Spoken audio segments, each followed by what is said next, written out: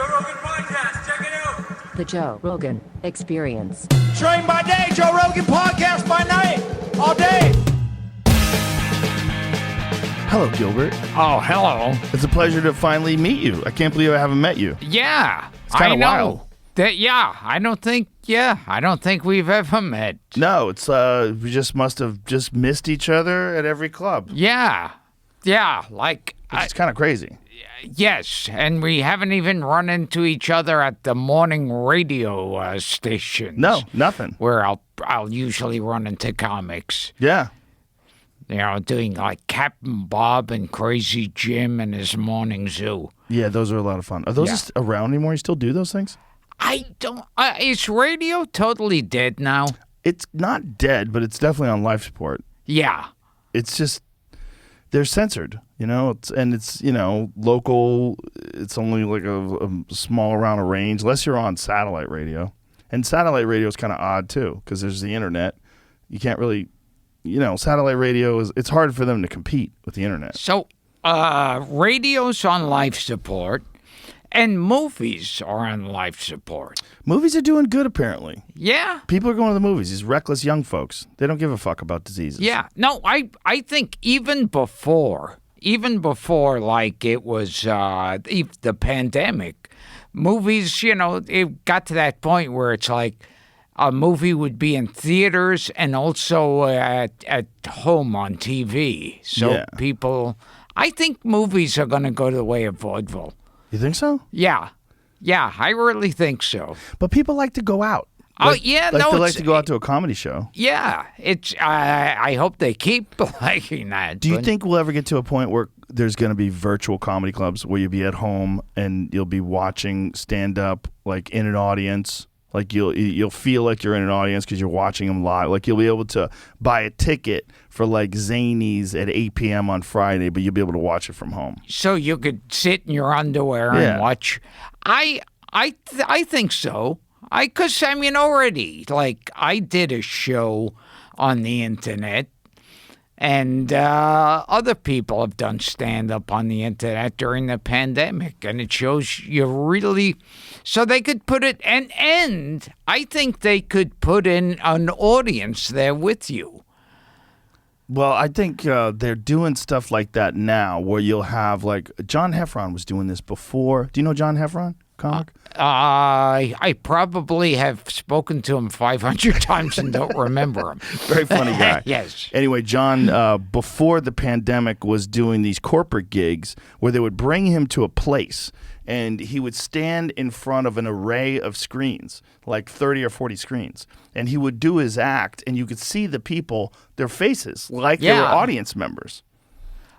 Oh, so I definitely could see that happening. The same. Here's something I wonder: are they ever going to build, like they make animatronic people, or what's it called when it's half animatronic and half person? Cyborg. Are there ever going to be? I'm sure they will have it. Cyborg hookers. Oh yeah, for sure. Yeah. It'll probably be more robot hookers because people still be concerned about an actual biological human who's a hooker. Yeah. Which is odd. You know who no one gives a fuck about? Male hookers. No one's trying to protect male hookers. No, nothing. Not at all. They could all get killed. It's like... It's true. Yeah. It's like... As long as they're adults, grown adult men, no one gives a shit about like a 40-year-old male hooker. Oh, God, yeah. No sympathy. Yeah, you don't even want to think about a male hooker. But it's like the guy gets no sympathy. None. A 40-year-old woman who's walking the street is sad. Yes. A 40-year-old guy looking to suck dicks for a little extra money, literally no one feels bad for him. See, so I think we should have more sympathy for guys who suck dicks for a Or living. we should have an even amount of sympathy. I mean, we always feel more sympathetic to women who are down and out. Like homeless people, I feel bad for. I remember they once did on TV, they once filmed, they had a hidden camera by an air pump at a gas station. And they'd have like a pretty girl show up with her bicycle and go, I don't know how to operate this thing. I'm all confused. And a million guys would run over. Oh, it's okay. This is very complicated. Let me do it for you. And then they'd have a guy with a bicycle say, I don't know. And they'd say, what are you, an asshole? Men don't get your break, Gilbert. No. It's horrible. No. It's sad out there. But it is true because the guys are probably trying to fuck the woman. Yes. Or at least get her to like them because men like it when women like us. And I remember one time sitting in it was like a bus or a train terminal, and there was some pretty girl there with her dog. And I thought, boy, it's amazing how many guys at this terminal are curious what kind of dog that is and what kind of pet it makes. It's every guy was like, what a nice dog. What kind of... Yeah, it's a trick. Yeah, and like guys with puppies, that's why they get puppies. They get puppies to get the opposite. Yes. So the women come up to them, oh my God, so cute, so cute. Especially guys with like a little puppy. Forget Shih it. Tzu puppy. Yes. Something like that. It's a trap. It's a trap. How many guys actually get puppies just so that women pay attention to them? Oh, a lot. Yeah, for sure. Yeah, I'm sure. And then when they don't wind up getting laid, they kill the puppy or they bring it to the pound. Yes. Yeah. Or they give it to a friend. Or they try to give it to a girl. Yeah, and then she still won't fuck them. Sad times. Sad times. So, how has the pandemic treated you? How have you handled it? Did you get COVID? No. Did you get vaccinated? No, knock wood. Yeah, I got the 2 regular shots, and I even got the booster. And everything's fine? You're good to go? Yeah. They knock wood 5,000 times. Yeah, knock on some wood for you. Now, did you get it? I got COVID. Yeah. Yeah. And how was that? Not bad. Yeah. So do you recommend it? No, I don't recommend it. No, it's definitely dangerous. I recommend you being as healthy as possible. But when I got it, I got good treatment, and I was better in a couple days. Oh, yeah. good. Yeah. Yeah, because I just remember when it was going full force, and you couldn't watch a TV show. Everything was reports on it, and it would be like, oh, it's doing better this week. It's only 500,000 dead. And so that was scary. Well, it was real scary in New York City, right? Like New York City, everybody's on top of each other, which facilitates that kind of spread. Yeah, and but as far as me and vaccine, I would get 3 vaccines a week if they said that was. How long did you wait before you did sets again? It wasn't that far from now. I mean, it was like, a couple 6 months ago. If so that you waited long. like a year or so. Yeah, no comedy for a year? Over a year. Where was that? I went back and I did Caroline's in New York, and it's so funny how rusty you do get. Yeah. Because when I was doing it all the time, it's like, normal. Yeah, wake me up at 3 o'clock in the morning, and I will do my whole set on the phone to you, and now it was like I was up there first of all thinking, is this really what I do for a living? Right.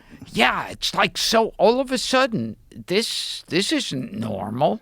Yeah. I'm up here saying dumb shit, and people are laughing and clapping their hands, and then I feel bad if I say dumb shit, and they're not clapping their hands. You know Ron White? Oh, yes. Yeah, Ron went about, I think he went 8 months without doing it. And we did a show in Austin. Yeah. And before we did a show in Austin, he's like, well, I'm basically retired. I'm just going to fucking play golf and hang out. I guess I'm done with comedy. I had a good time, but I mean, fuck this. I mean, I'm busy. And then we were going to do a show here at Vulcan Gas Company on 6th Street. and Ron decided to do a set, and he prepared, went over his material, went up, and absolutely fucking annihilated, just destroyed. Yeah. And then he gets off stage and he grabs me by both shoulders. He goes, whatever the fuck we have to do to keep doing this, we're going to do this again. He goes, I'm back, baby.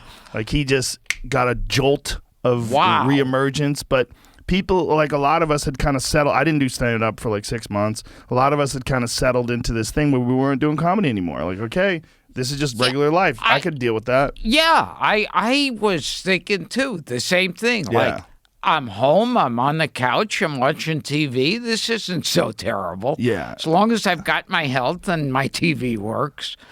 And and so the idea of packing my suitcase and going to the airport and all that, like going through security and The masks and the fucking fear. Yes. And so, yeah, I was quite comfortable not doing it. And then when I got back, it's like, also, I'd be on stage, and now it's starting to come back. But yeah, I was on stage first couple of times, and it was like, I'm sure I have more material in this. I can't think of other bits that I do. And this bit that I'm doing right now, I think it had a funny line at this part. And I don't remember it. Yeah. Isn't it funny? Like, if you do a lot of stand-up and you don't write your act out, you don't know what you said. Like, unless you have recordings.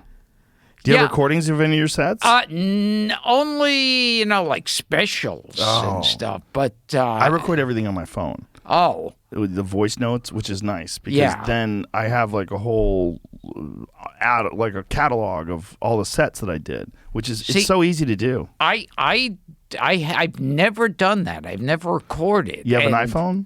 I have some kind of phone. You don't know what kind of phone you have? I don't have to show you my phone. You have to show it to me. That's hilarious. I think that's an iPhone. Yep. Oh, there you go. Okay. So I have an iPhone. Yeah. So you have voice notes on that thing. Yeah. I mean, and it's like, okay, here's something that I find really odd in doing comedy is there are some bits that you do that are your killer bits. Those are the ones you could be bombing the whole night, pull that one out, and the crowd goes nuts and the room is shaking. And do you ever have a bit that just goes away? Yeah. Yeah. With no warning. I'll have these bits where I'm like, here I better hold on to something because the walls will crash down. It's going to be so much reaction.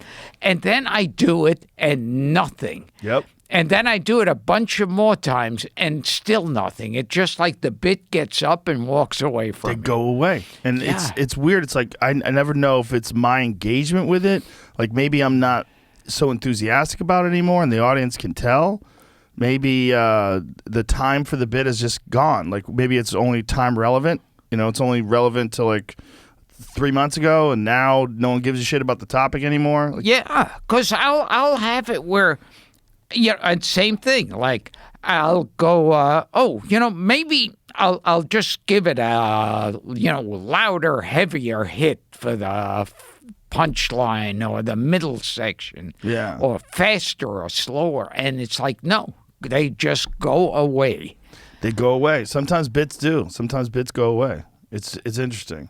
It's like sometimes you'll have a bit in one show and it'll crush, and then the next show you say it the exact same way and it won't work. Yes. Yeah. It's okay. Old joke. A comedian's in his hotel room, and there's a knock on the door. He opens the door. A gorgeous girl is standing there in the sexiest outfit. She's got an incredible body. And she says, I saw you. I was in the audience tonight, and I watched you, and you were so funny and so exciting that I got so turned on. I want to come in there and fuck you and suck your dick like it's never been sucked before. And the comic says, let me ask you something. Was this the first show or the second?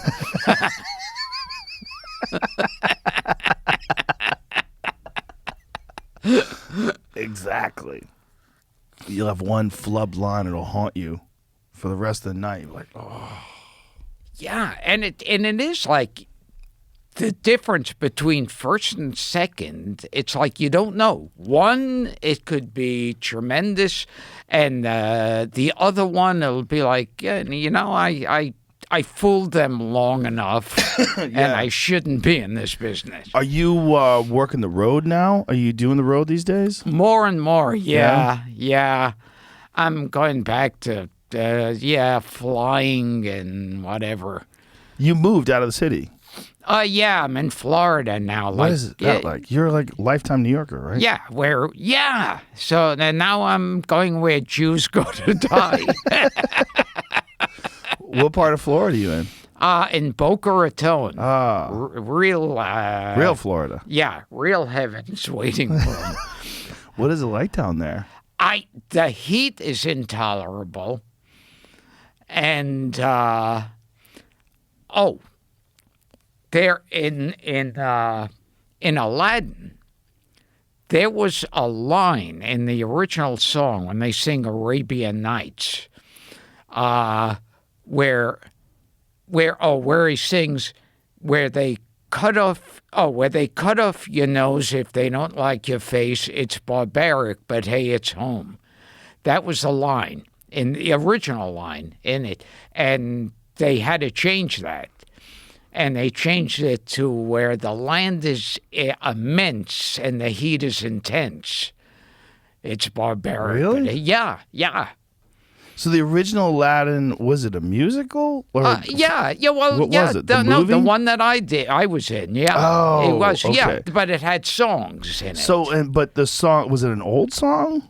No, they had written it. Oh. It was a funny line, but And they had to cut it out? Yeah, and I remember they had the Aladdin TV show for a while, and there was one part where we were being chased by a tiger, and my character goes, he's gonna eat us like kitty chow. And some woman somewhere in Ohio or Cincinnati, whatever, she complained, and she said she was horrified that she was watching it with her children, and I said, that tiger's going to eat us like titty chow. She actually heard it as titty chow. And she complained? Yeah. And it got all the way to you? Yeah. Why didn't someone tell her, hey, it's kitty chow, shut the fuck up? Yeah, yes. And then that would be the end. Who brought it to you? Well, I found out because they re-recorded it. To make it sound more like kitty? Where it's like, oh, he's gonna eat us like kitty chow. Oh, how annoying. It's kind of like, the in the opening of All in the Family, there was that one line that nobody knew, and that line was G.R.O. LaSalle ran great. What is that? Yeah, and it was an old car, LaSalle. And our old LaSalle ran great. Our old LaSalle ran great. Oh. And so when you heard that, you always just heard those were the days. And so they re-recorded it in the next season to G.R. Old LaSalle ran great. Look at these lyrics.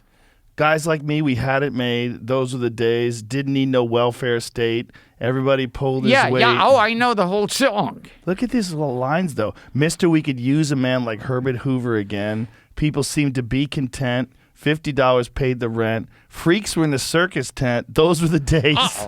See, but the freaks were in the circus tent. They didn't sing in the TV show. But there is a recording of Sammy Davis Jr. singing the opening of All in the Family. Really? Like, Yeah. was he an option at one point in time? Like he was going to be the singer? It's like, I don't know. I guess they wanted to maybe release it, and but they didn't. But there is a recording of him singing that. Wow. Where it's like, Franks were in a circus tent. Look at this right there. Yeah. Look at him with a big stogie.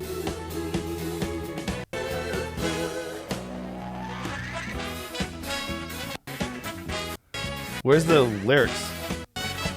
Take a Sunday spin. Go and watch the Dodgers win. Have yourself a dandy day that cost you under a fin. Hair was short and skirts were long. Kate Smith really grooved a song. I don't know where we went wrong. Those were the days. Isn't it funny that every generation complains about the direction the new generation is going in? Because if we go back to 1970, we look at it, we go, oh my God, look how crazy life was back then. Yes. So simple. They're looking at like the 1950s going, oh, those were the days. Yeah. Like every generation does it. Oh, I'm sure in like 1403. Remember back when nobody was a robot? That's what they're going to be saying. Yes. Yeah. Remember back when we couldn't read minds? Yeah. Yeah. That's what they're going to say. Remember when we had just 5 fingers on each hand? Yeah. Remember when there was no genetic engineering and Yeah. everybody had regular-sized dicks? Yeah. That's Remember before when you lost a limb, you couldn't grow a new one? Yeah. That's what they're going to say. But remember back before people were immortal?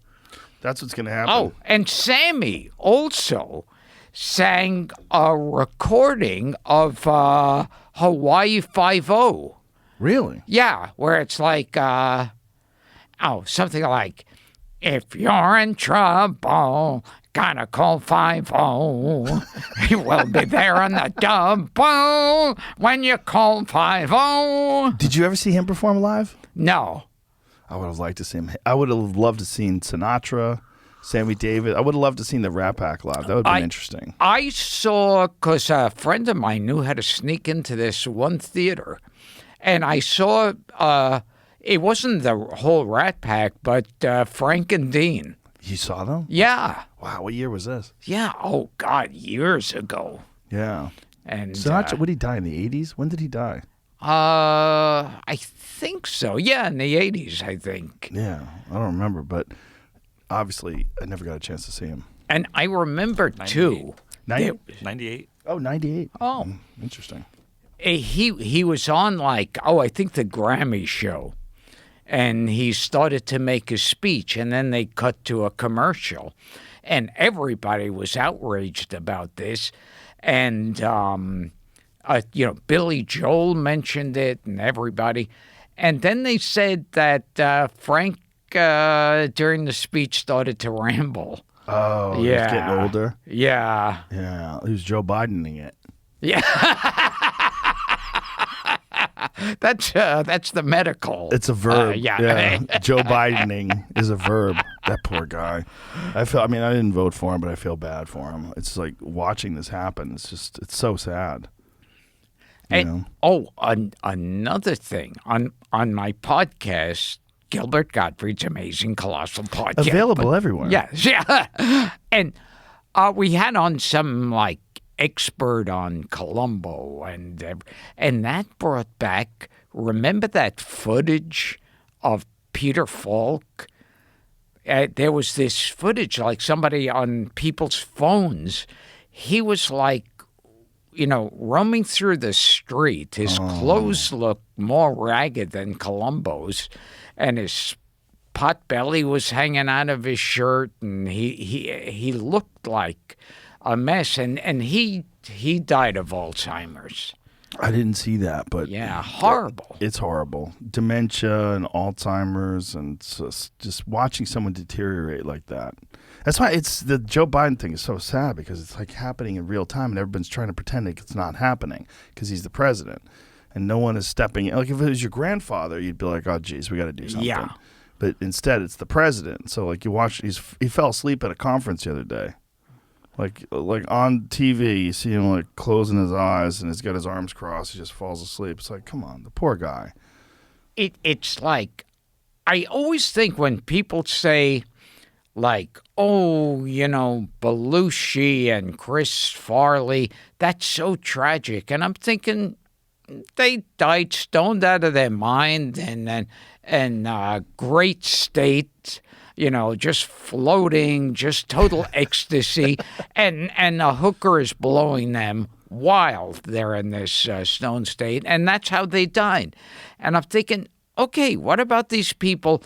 Alzheimer's, MS, Parkinson's, all these horrible things where after a while people are just wired up to machines. Yeah. Everybody goes, but just how do you go? Do you want to like drag it out where your body's like literally deteriorating before your eyes? Yes. That's what you're seeing a lot of in Boca Raton. Oh, yeah. Right? In your new neighborhood? The one I felt bad for the most was Annette Funicello. Oh, I didn't see that. Well, they didn't really show her so much, but it was that she had something like one of those diseases that cripples you and where you're still alive, but you know after a while you can't blink your eyes or whatever. Jesus. And she lived for years with that. Ugh. And I always think of that line in Dracula. To die, to be really dead, must be glorious. There are far worse things awaiting man than death. Was it Boris Karloff? Who did? Oh, that was Bela Lugosi. Bela Lugosi, that's right. Boris Karloff was Frankenstein. Yeah. Okay. Boris Karloff was Frankenstein and the Mummy. Oh. Bela Lugosi was Dracula, but he also played Frankenstein in one movie. In Frankenstein Meets the Wolfman. And Lon Chaney Jr. played all the monsters. Did he? He was most famous for the Wolfman. Who else did he play? But he was also Frankenstein in Ghost of Frankenstein. And he was the Mummy in about 3 of those low-budget mummy pictures. Oh, there he is. Dracula in Son of Dracula. When you watch that old Wolfman, it is so corny. Oh, he's Dr. Jekyll as well? No. Oh, that's his father. Oh, yeah. Lon Chaney Sr. Yes. Yeah, the original. Yeah. I wanted to be a makeup artist when I was a kid. That's what I wanted to do. Oh, I wanted to do makeup for horror movies. Yeah. Like, these guys like Lon Chaney Jr. Yeah. Also on the podcast, we interviewed Rick Baker. Yeah, Rick Baker's done the podcast. He's amazing. Yeah, he's yeah. In my studio in L.A., I have a duplicate of the American Werewolf in London. That greets people at the front door. Yeah. Which is one of my all-time favorite movies. I just love those movies. I did too. I grew up on those. And another time, Lon Chaney Jr. was Frankenstein, was in he was in Ghost of Frankenstein, but in one scene in Abbott and Costello Meet Frankenstein, the monster, that was played by Glenn Strange, has to throw a girl out the window. And I think Glenn Strange hurt his ankle previously with his big Frankenstein boots.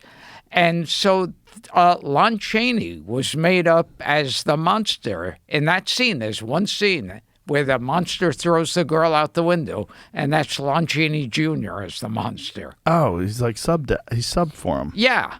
Wow. You're a fucking veritable treasure trove of information, Gilbert Gottfried. Either that or fucking pathetic.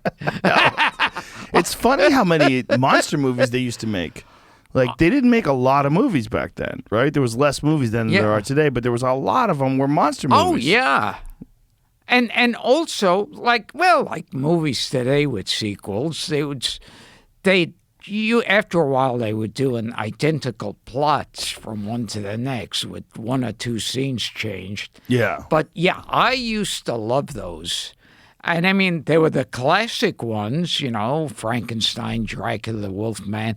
And then I would enjoy the crappy ones too, like The Hideous Sun Demon. Yeah, there's some bad ones. Yeah, The Hideous Sun Demon. I've just remembered that one now that you brought it up.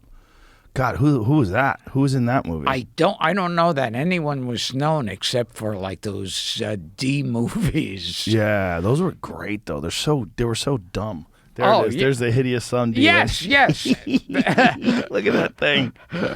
Oh my God, that's so ridiculous. Oh my God, look at that thing. Yeah, it looks like they put coins all over it. Get some video of that, Jamie. We need to see that in video. God, I forgot about that movie. That's hilarious. Yeah, they pulled a switch rather than the sun coming out and turning him into a monster. 59. Rather than the moon, it's the sun. Oh, it's atomic, so of course that makes Of course. turn Yeah. into... They did a lot of those movies right after World War II. Oh, yeah. Right after Hiroshima and Nagasaki. Yeah, like Godzilla was a whole... Yep. Yeah, the whole Godzilla sequence, like the Mothra and Rodan and all those different ones. It's all related to atomic weapons, right? Yes, and There he is breaking into a building.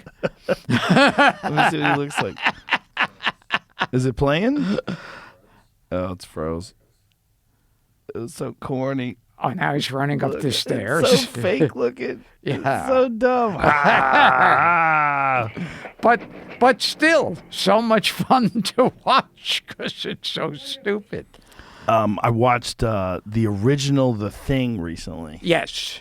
Way before John Carpenter. Yeah. The original one. God, it's so bad. Yeah, but The Thing is James Arnaz. Oh, is it? Yeah. Is that Desi Arnaz's dad or something? No. James Arnaz from Gunsmoke. Yeah. Oh, really? Yeah. What did The Thing look like? I'm trying to remember what The Thing looked like.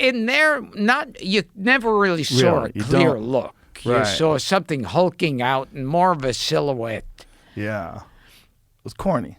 Yeah. But also fun. Is that what it looked like? That was The Thing? Oh, yeah. See, there you could There you gotta- make it out.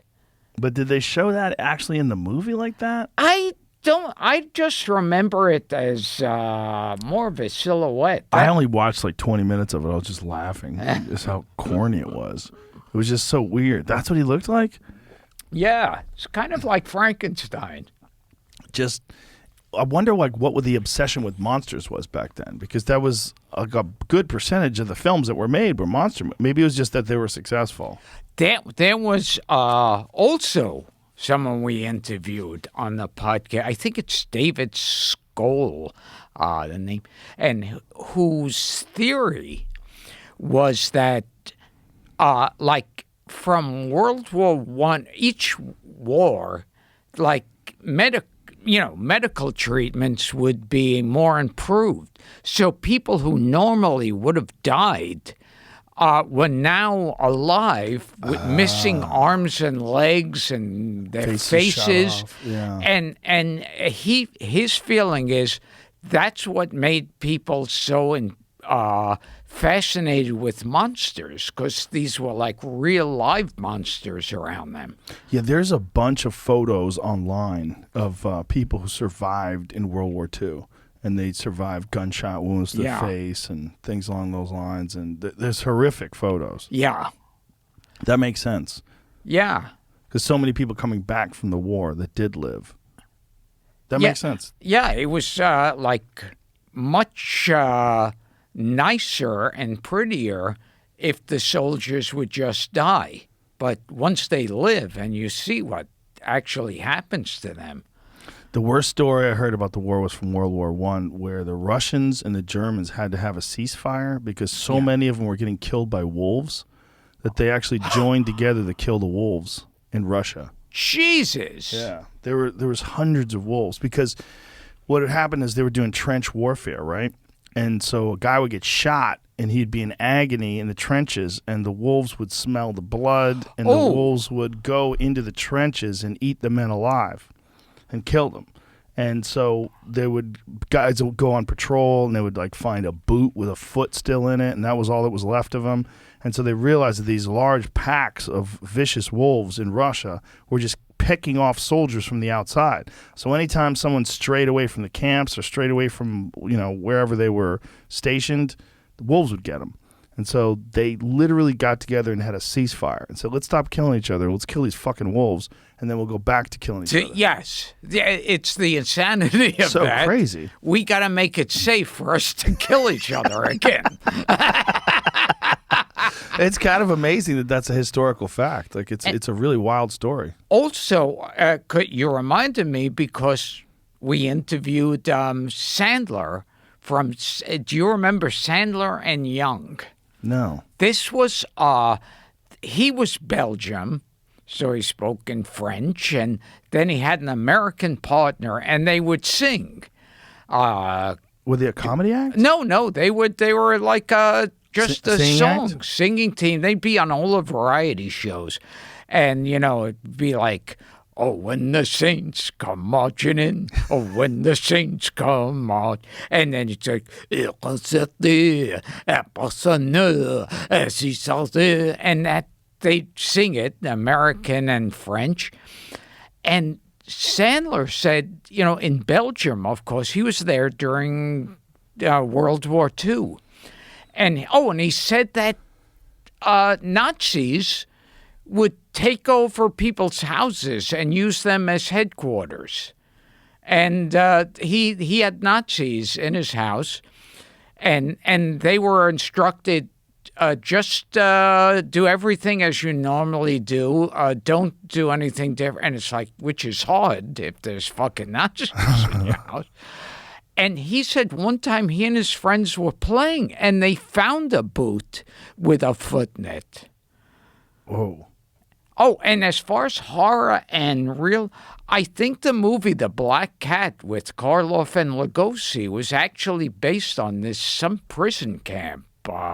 Really? Yeah. It was just, I don't know what happened there or who. I don't know the exact story, but it was... I don't even know what that movie is. The Black Cat? Oh, The Black Cat. If you like horror movies, it's Karloff and Lugosi, and the movie, not 3 seconds of it makes any sense. It's just, really? You feel like you're having a weird dream. But it's so good. It's so entertaining. Just because it's so old and weird? Yeah, it's very weird. But it's not one of those, you laugh at it because it's bad. It's a good movie, but it makes absolutely no sense. It's a good movie that makes no sense. Yes. Usually I get angry when movies make no sense. Well, when they're old, you're kind of watching history as much as you're watching a movie. Yes. It's when my kids were little, my wife was out of town, and we were trying to figure out something to watch together. And they were like, I think they were 6 and 8. And I said, do you guys want to watch a scary movie? And they were like, my littlest would get real scared. She was like, I don't want to get scared. I go, I'm going to show you a movie that used to be scary, but now it's funny because it's so bad. Yeah.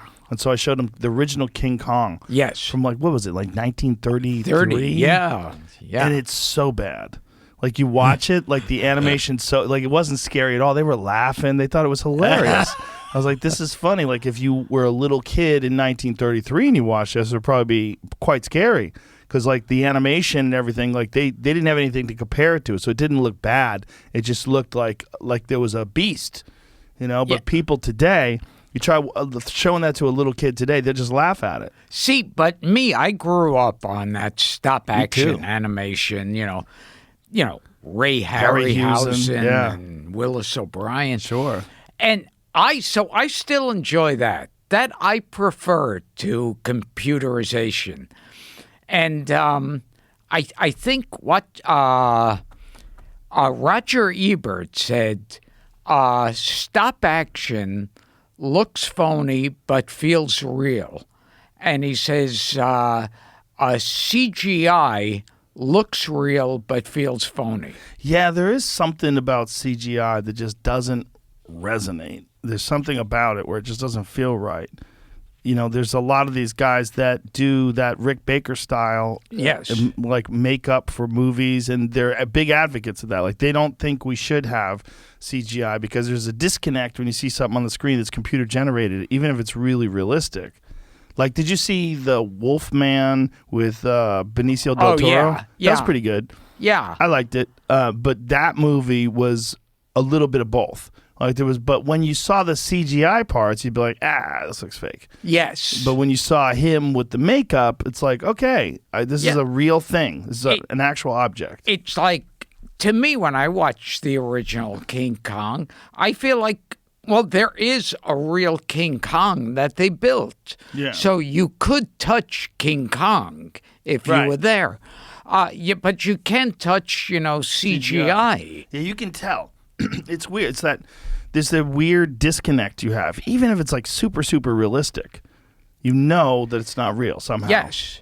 Yeah. Also, the difference between American Werewolf in London, where that was like great special effects. Yeah. With the, amazing. yeah. And then they did American Werewolf in Paris, where they were using CGI, and it looked like half of it was a cartoon. Yeah, that looks stupid. Yeah, there was a lot of those movies that look really stupid like that. But then they had The Howling. The Howling was all special effects, too. Yeah. It's kind of the same deal. You know, those movies, it's like there's something that you get connected. Even though you know it's fake, you get connected to it. It's okay. Whereas, like, if it's CGI, you're just watching some stuff happen. You're watching some images. Yeah. Like, I always missed. I mean, even as a kid, I knew how they made King Kong move, how the dinosaurs move. I knew how Chaney turned into the Wolfman by turning the camera on and off. But I loved watching that, and it still feels more real to me. Well, it's also fun because you're watching these people make the best with what they had, and you know what was available then as opposed to now. Like stop motion, claymation, all that kind of stuff, and the kind of makeup. Like Lon Chaney Sr., like the guy like disfigured his face to make those movies, tortured himself. And there was also like I used to be fascinated to hear people talk about how effects were done in movies, and now it's like if you ask someone, it'll be like, well, this button makes it rain, and this button makes dinosaurs show up, and this button fire shoots out of the dinosaur. Yeah. Well, it's also if you look at the American Werewolf in London, because of the fact that it wasn't computer generated, they had to show you everything in very quick flashes. Yes. They didn't lock onto it for a long period of time where you got to see it. Like the longest you get to see it was when the wolf was walking through Piccadilly Square. Remember that? Yes. He was snapping at people. Yeah. That was like the clearest and most you ever got to see it. Yeah. Other than that, you get to see like a brief glimpse of its face right before it attacked. Like Alien, the Ridley Scott movie, same kind of deal. You really didn't see it that clearly for long periods of time. But what shows how good the makeup and everything was in there, when he changes, it's in a well-lit room. Because so many movies, there's immediately, it's at night and there's a thunderstorm going on. Yeah. No, that was an epic, that was when you see that, I forget the actor's name who played the American Werewolf in London. Oh, David Norton. Yes. When you see his hands stretch, he's like, oh my God. And he's watching it. For years after that. Play that. Try to find the transformation scene. Yeah. For years after that, I would know it's special effects, but I'd look at my hand and see if I could do that. Yeah, well, also when the hair is popping up on its back, and it was a unique and like for these kind of movies, for horror movies, it was revolutionary because it was like Rick Baker was the king. He was the best at this stuff, and they gave him the ability to kind of completely changed the way people feel about these kind of transformation scenes. Yes. Like this shit. That's amazing. That looks like a real hand. And they added, like, John Landis made it funny. They added the right kind of music to it. There was so much to it. And as this thing's changing, and he falls to the ground, you see his hair pop up on his back. Fuck, this was good. Yeah.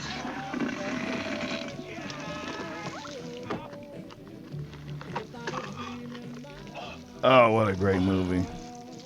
I didn't mean to call you meatloaf, Jack.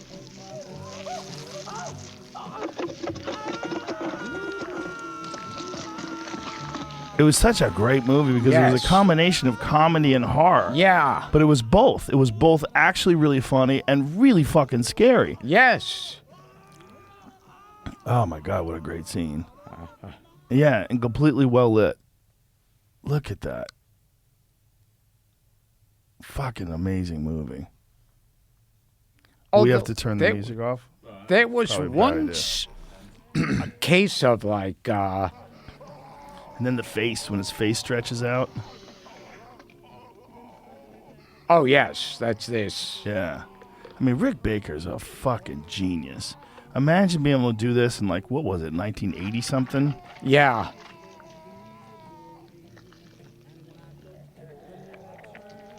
I mean, there was nothing like this before this. Yeah. It was so Yeah. revolutionary. These came out at the same time. This one and The Howling. Yeah. Both were. I think this one came out first. Yeah. And I think this was so successful that it sort of ignited this desire for werewolf movies. Oh, and then there's a dopey horror film that I think it's called The Beast Within. What is that? That does a transformation scene that goes on like way too long, but it's so much fun to watch. The Beast Within? The Beast Within. It's Do you remember Cats? Cat people? There were two. This is There The was Beast the Within? original one, and then there was the one with oh, that's it! There it is! What is this? Yes! Look at her. She's like, what is happening? They're both just standing there. They're not running out of the room. Like, imagine if you saw a guy's face do Yes. that. You'd be like, I'm getting the fuck out of here. Yes, they're just all standing standing around. by, no one's screaming. And one guy has a syringe in his hand.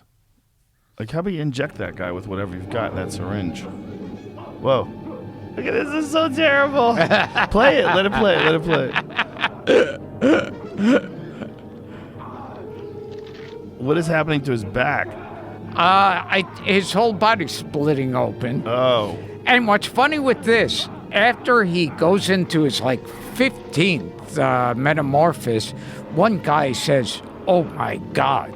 And I'm thinking, well, the other things weren't worth an "oh my God." This is so long. Yes. See, they needed a good editor. Look at her. She does the same face the entire time. Yes. She's just letting it all happen. Oh, now finally she's Oh, finally. screaming. Yeah. She, before nothing was so. I can't wait to see what he turns into. Oh, see that guy with the mustache said, "Oh my God." Meanwhile, they're just all standing there. Yes. Why wouldn't you get the Anybody fuck out of would run Dodge? for their lives. Yeah, what is the... What are you? It keeps going back and forth. It got bigger, it got smaller. Now what is it? Oh, now it's big. Shoot him for God's sake, it says. Shoot him for God's sake. They don't make them anymore, Yeah. Gilbert. They don't make a good horror movie anymore. No. It's just not that many of them. I mean, what was the last good one you saw? Oh, God, I don't know. Cloverfield? That was a... Like monster movie? Yeah, that was a That's monster different, movie, yeah. right? Those, that was interesting. Like Hereditary and The Conjuring, those have kind of gotten really popular more recently. Yeah, but those are horror. Yeah, it's like Yeah. psychological stuff.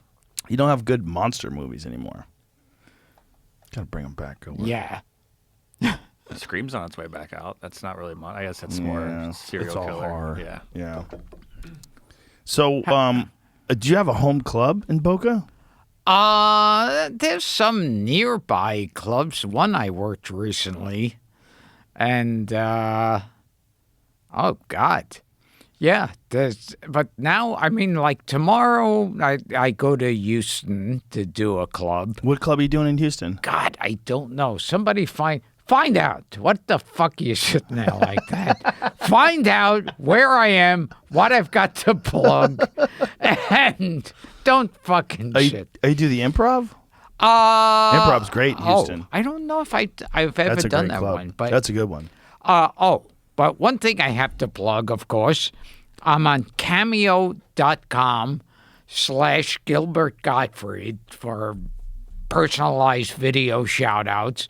And for 25% off, use promo code Joe Rogan. And these cameos, you're doing these a lot, right? Yes. And do you enjoy doing that? Is it fun? Well, that was like what I was doing all through the pandemic. Yeah? Yeah, because clubs were closed and TV was closed, and so I would do those. Yeah. And you can make good money doing those? Yeah. It depends on, sometimes you have busy days, sometimes less. But it's one of those where you could, there were times I just like had a shirt on and no pants. I just put it up. And yeah, so cameo.com/Gilbert Gottfried. You're doing Skankfest. I am? Yes, Skankfest. That's hilarious. That's the one in Houston. Yeah. Yes. The guys who were here yesterday, Ari Shafir, Shane Gillis, and Mark Norman were on yesterday. Yes. And they're headed down to Skankfest today. Yeah. You could have rode down with them. Yeah. That wasn't even a joke there that I didn't know. Yeah. Who handles all your stuff? Your wife? Does she take right care now, of my everything? wife, because it seems like the agencies are falling apart. Because a lot of them are falling apart. Yeah. Well, they just didn't have anybody working for Yeah. over a year. Yeah. And the funny thing that the pandemic showed me is without agents, my career hasn't been that much worse. You know, Yeah. Well, if you have someone like your wife that can take care of everything, it's probably better to not know where you're going. yeah. Just don't think about it. Yeah. Just show up. Yeah, somebody just tell. Well, it always gets me when, they'll show, to get a laugh, they'll show a politician or a singer on stage who says, "I love you, Ohio." And then it turns out they weren't in Ohio. And I don't laugh at that because when I'm doing I'll be walking through the city and I don't know what city I'm in. Right. And people will recognize me and ask me, "Oh, where are you playing?" And I won't know the name of the club. Well, good thing nowadays they can actually find it. They can just Google it. Yes. Yeah, it's not that hard. Take that extra step. But yeah, that's a weird feeling when you wake up in a hotel room and you stare at the ceiling and you forget where you are. Oh, absolutely. That happens a lot. And I get these dreams where sometimes I'll be home and I'll get to dream like that I'm there and I have to find some way of getting home. Oh. And so I'll get mixed up with my dreams, or you're sleeping and you think you're home and then you go, "This bed feels different. I don't know why." And you reach for the lamp and go, "Wait a minute, the lamp was always on this side. Why can't I find it?" And then you turn it on. It's like, whoa, a different place. When you go on the road, do you just do weekends in places? And like how often were you going on the road for? Yeah. Oh, it used to be like every week. Every week a different club somewhere? Yeah. And I would do those like ones that would be from like Thursday through Sunday. Oh, you did those, yeah. huh? Oof. And now the shortest amount I have to work, I enjoy the most. Yeah, I like weekends. Just Friday, Saturday, back home. Sunday. Yeah. Yeah. Those guys that do those Thursday through Sunday gigs, boy, Yeah. they get tired. Oh, yeah. By the time Sunday show rolls around, you're fucking exhausted. Also, I've done a bunch of shows over the years where like it was 3 shows a night. And by that third show, you don't know what the fuck you're talking about. You don't remember what you said. Yeah, you think, did I just say that joke? The joke I'm saying now, did I say it 5 times already? You don't know. Yeah, it's because once you're in the groove of actually telling your jokes and actually you doing your set, you think that you're in the same mindset that you were in 2 hours earlier for that show. Yes. And 2 hours before that. You don't know what the fuck you're doing. Yeah.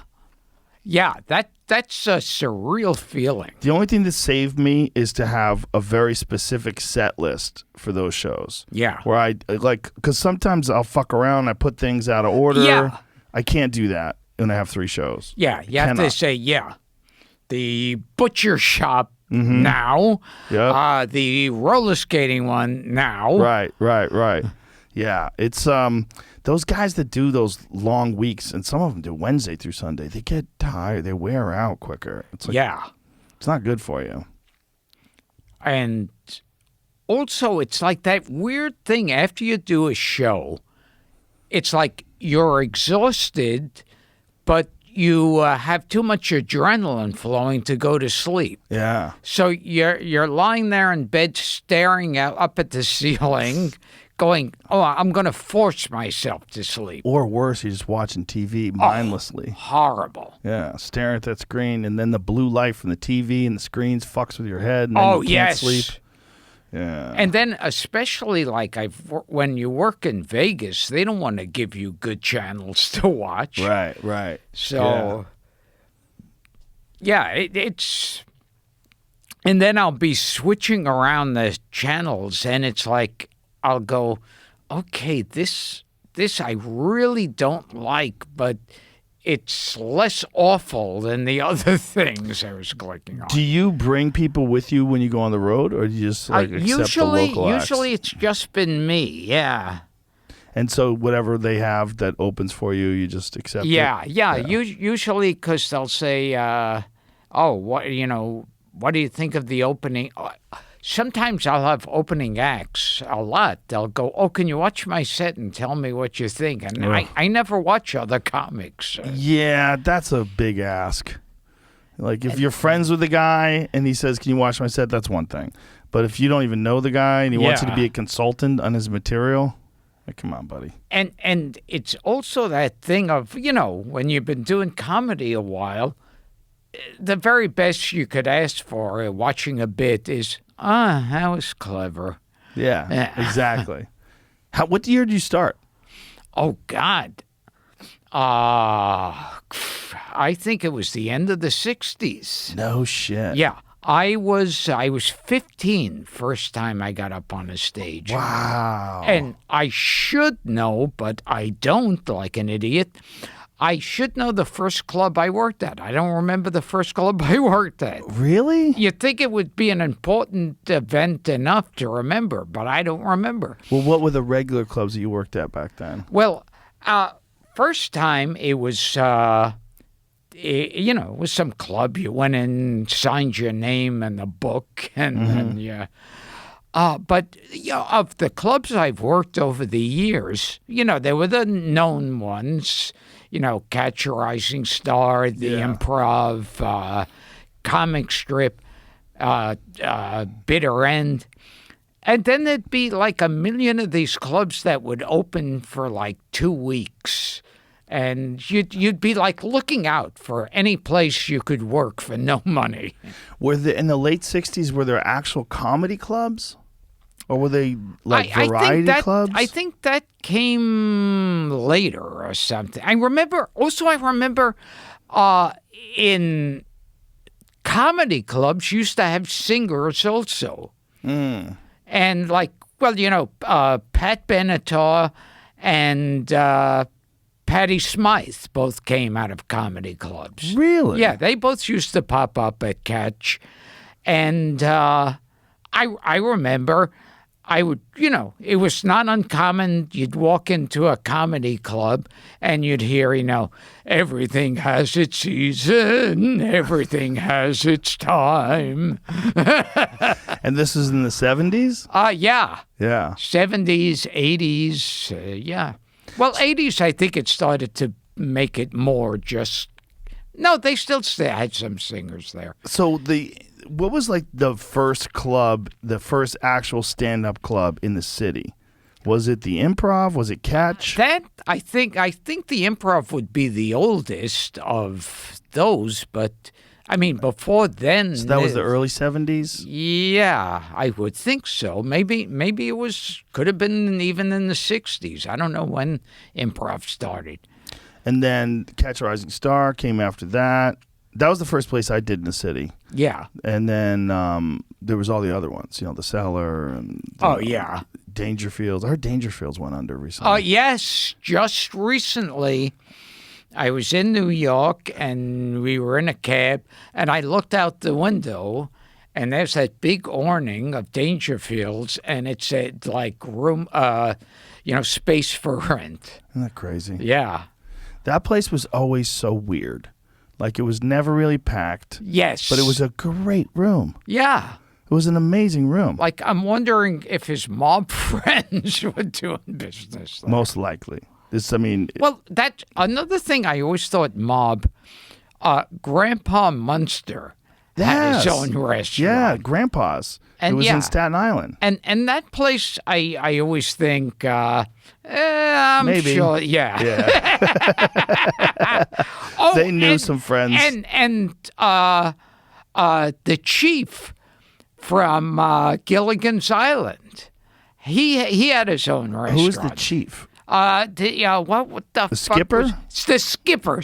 Oh, okay. The skipper, not the chief. He had his own club? Yeah. What the fuck was that guy's name again? His father was an actor, too. I always felt bad for Gilligan because that poor motherfucker had to wear that hat to the day he died. Yes. That was his thing. He had to wear that stupid hat. That stupid hat was his thing. I've been to... Here it is. Alan Hale Jr. Alan Hale Jr. Yes. That would have killed me. And he had to wear his stupid hat, too. Yes.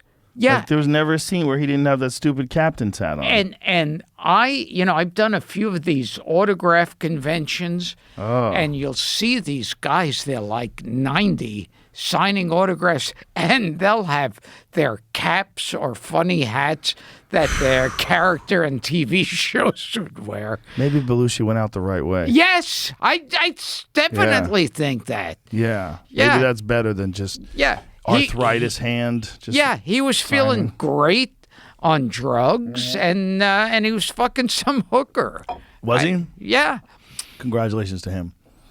And then we remember him as a legend. I mean, think about how many of the great musicians, rock stars, went out that way. Hendrix, Morrison, Janis Joplin. Oh, and do you know the magic age? It's 27, right? Yes, 27. Isn't that wild? That is. Was Amy Winehouse 27 as well? I think so. That's a weird number that it just keeps coming up over and over and over again. Yeah. I wonder why. Oh, Amy Winehouse then. I want to name famous Jew rockers. Amy Winehouse was a Jew. Bob Dylan. Bob Dylan. Bob Simon. Greats. Yeah. Yeah. The Beastie Boys were Jews. Yeah. Slash. Slash is Jewish. Yeah, Slash. Interesting. Yeah. Who else of the rock? I guess Gene Simmons. Neil Diamond. Gene Simmons from Kiss. Oh, yes, of course. They were all Jews, Kiss. Geddy Lee, Lou Reed. Wow. Lou Reed was a Jew. David Lee Roth, Billy Joel, Paul Simon. Wow. Neil Diamond, Lenny Kravitz. Lenny Kravitz is Jewish? Kravitz. And I know, but it just doesn't, you think of him as like a hippie. Adam Levine. Yeah. Wow. Obviously Mark Knopfler. Levine. Wait, who's the pretty girl there? Which one? Carly Simon? Susanna Hoffs from the Bengals. Oh, yeah, that's right. Wow. And Steven Adler from Guns N' Roses. Guthrie was a Jew. Adam Duritz. Yeah. Yeah. Interesting. Art Garfunkel. Courtney Love was Jewish? No kidding. Jeez. Wow. The Jews run everything. It's true. They're right. The conspiracies are correct. I would have never guessed Lou Reed. Yeah. No, I wouldn't have guessed that one either. Jews run everything. Yeah, Gilbert. yes. I have to admit it myself. How do you guys Yeah. run it? Do you run it from? Is there an organization? Yeah, Or is it just known? We get involved in everything. It's funny how if you go back to the early days of show business, it really was dominated by Jewish folks. Yes. You know, And, Lenny Bruce. someone who, this is another one of my favorite topics. Famous Jew pieces of ass. Okay. How many really hot Jewish ladies? Yeah. Okay. Give me them. Natalie Portman, There you go. Scarlett Johansson. Scarlett Johansson. Yeah. Mila Kunis. Ringo's wife, Barbara Bach. I don't know who that lady Yeah, is. she was a famous model. Look Oh. up Barbara Bach. Maybe you can get her Playboy pictures. Oh boy, this is getting racy, as they say. we could jerk off to a woman who's in her 90s. Is she in her 90s now? I don't She's still know. kicking? Yeah. That's got to be rough when a lady loses that. You have this immense power over everyone just by your mere presence. Yes. And then it just goes away. That's her back in the day. Yes. Woof, look at her face. Yeah. Look at that picture in the middle. Yeah, look at that. God, she's Yeah. gorgeous. Oh, Woo. She's so pretty. see, Ringo, the one they all laugh at, look what he winds up with. Wow. Good job, Ringo. Meanwhile, Paul McCartney, what the fuck? That poor bastard. Yeah. Yeah, that lady that he married with no one leg, what a Yeah. fucking monster she was. Like even I can find women to fuck who have two legs. Well, if she had one leg and she was nice, that would be great. Yes. But there was when he was breaking up with her and she was blackmailing him or threatening to yeah. come out with she Major knows so fucking much bitch. about him. Like, what do you know? What the fuck? Paul McCartney? Yeah. Like, go ahead and talk. No Yeah. one's going to listen to you. Like, Yeah. But he gave her some insane amount of money for I a very heard short it's something relationship. like 275 million. Yeah, and it was a short relationship. Yeah, They had a child together, though, right? Didn't they? I think so. Yeah, that's if you're a monster and you want to rope a man in. Yeah. That's what you do. Have a child with him, then you got him. No prenup, probably. Yeah. Because he was a knucklehead. Yeah. Well, he was unfortunately, his situation was he had a relationship with his wife, I guess. This is what I'm hearing. I don't know anything about him. But that he had a great relationship with his first wife. He loved her, and then she died. Yes. And then he that was Linda. Linda Eastman. Yeah. Yeah. So he was probably used to that being the kind of relationship that he had. Yeah. Like a really great He relationship. could trust her, Yeah. everything. So he probably assumed, I found another one. We're going to be okay. This is my new love of my life. Yes. And then she turned out to be a monster. I remember listening to an interview with her talking about him. I'm like, Jesus Christ, listen to this she lady. was fucking horrible. Judge berates Heather Mills. The judge in Paul McCartney's divorce settlement berated the former Beatles' estranged wife Heather Mills for giving inconsistent and inaccurate evidence, according to the details of the ruling released on Tuesday. If I was him, I would have dragged that divorce out to the end of time. And here's an. I would have. I would have lost money for spite. I would have been like, let's have a game. Oh, and here's another article. Judge calls Heather Mills a fucking cunt. Is that what he said? Yeah. Is that what it said? What was the number? She asked for 250 and she ended up getting 48.7. God, she asked for two. settlement. Imagine asking someone you were married for a couple of years. Yeah. Asking for $250 million. Yeah. Hey, you fucked me for like 12 months. I Yeah. want $250 million. Yeah. How great was her pussy that she could charge? It wasn't that no, good. I'm going no. to tell you right now. There's no way. Yeah. Couldn't be that good. No, the pussy's, Yeah. it's normal. I mean, Yeah. it's very yeah, great. I'm sure yeah, it's great. Yeah. It's fine. But not $250 million. You know how many fucking songs he had to sing to make $250 million? God, yeah. She also conducted her own defense. Oh, that bitch was so crazy. Oh. But she according made to away this. with $48 million. Yeah. So she wasn't Congratulations. that stupid. You Well, monster. also, if you marry somebody that rich, you could get a chimpanzee as your lawyer and you'll wind up with a fortune. Yeah, you'll get something. You'll get a nice slice. I mean, the Beatles were like billionaires, right? Yeah. Weren't they? At the Yeah. time they died. And why did everybody make fun of Ringo? Why was he the joke? I don't know. They all thought, the other three, they were named, great musicians, and he's just, goofy-looking guy playing drums. And People didn't respect drummers for a long time. yeah, Yeah. I don't know why. Drummers just, yeah. they got a bad rap. It was the guy out in the front with the guitar and the singer. Those are the guys you wanted to be. Oh, yes. Yeah. Maybe if you were a low key, you could be the bass player. Yeah. But that fucking idiot with the drums, nobody respected until they did. And then, somewhere along the line, guys like, who are the great drummers? Oh, there was that one-armed drummer. Oh, from Def Leppard. yes, Yeah, yes. lost his arm in a car crash. Yes. Yeah. There's been, drummers are very respected now, though. Phil Collins was a drummer, right? Wasn't he? Oh, yeah. Yeah. Tommy Lee from Motley Crue. Singer-drummer Karen Carpenter. Really? Yeah. Travis Barker, of course. He's famous for being a drummer. Yeah, he's like the most famous guy, of the bands he's been in, and he's a drummer. That's interesting, right? It's like some drummers break through for whatever reason. There's an old joke. Why is a drum solo like a sneeze? You know it's coming, but there's nothing you could do to stop it. Solos were a big part of performances, Yes, right? and that drum thing would be, he's got a lot of energy. Yeah, look at him banging on those drums. Wow, he really. The guitar solo was always better. Yeah. Like, but then there's guitar solos that are planned out. Like that was one of the interesting things about Leonard Skinner. Like when they did a guitar solo, it was orchestrated. Yeah. Like every single part of that solo was prepped. Like for Freebird. Like that long, which is one of the most amazing guitar solos in the history of music. Yeah. That is all completely planned out. Like every single note is completely planned out. And they repeated it over and over again live in concert. Yeah.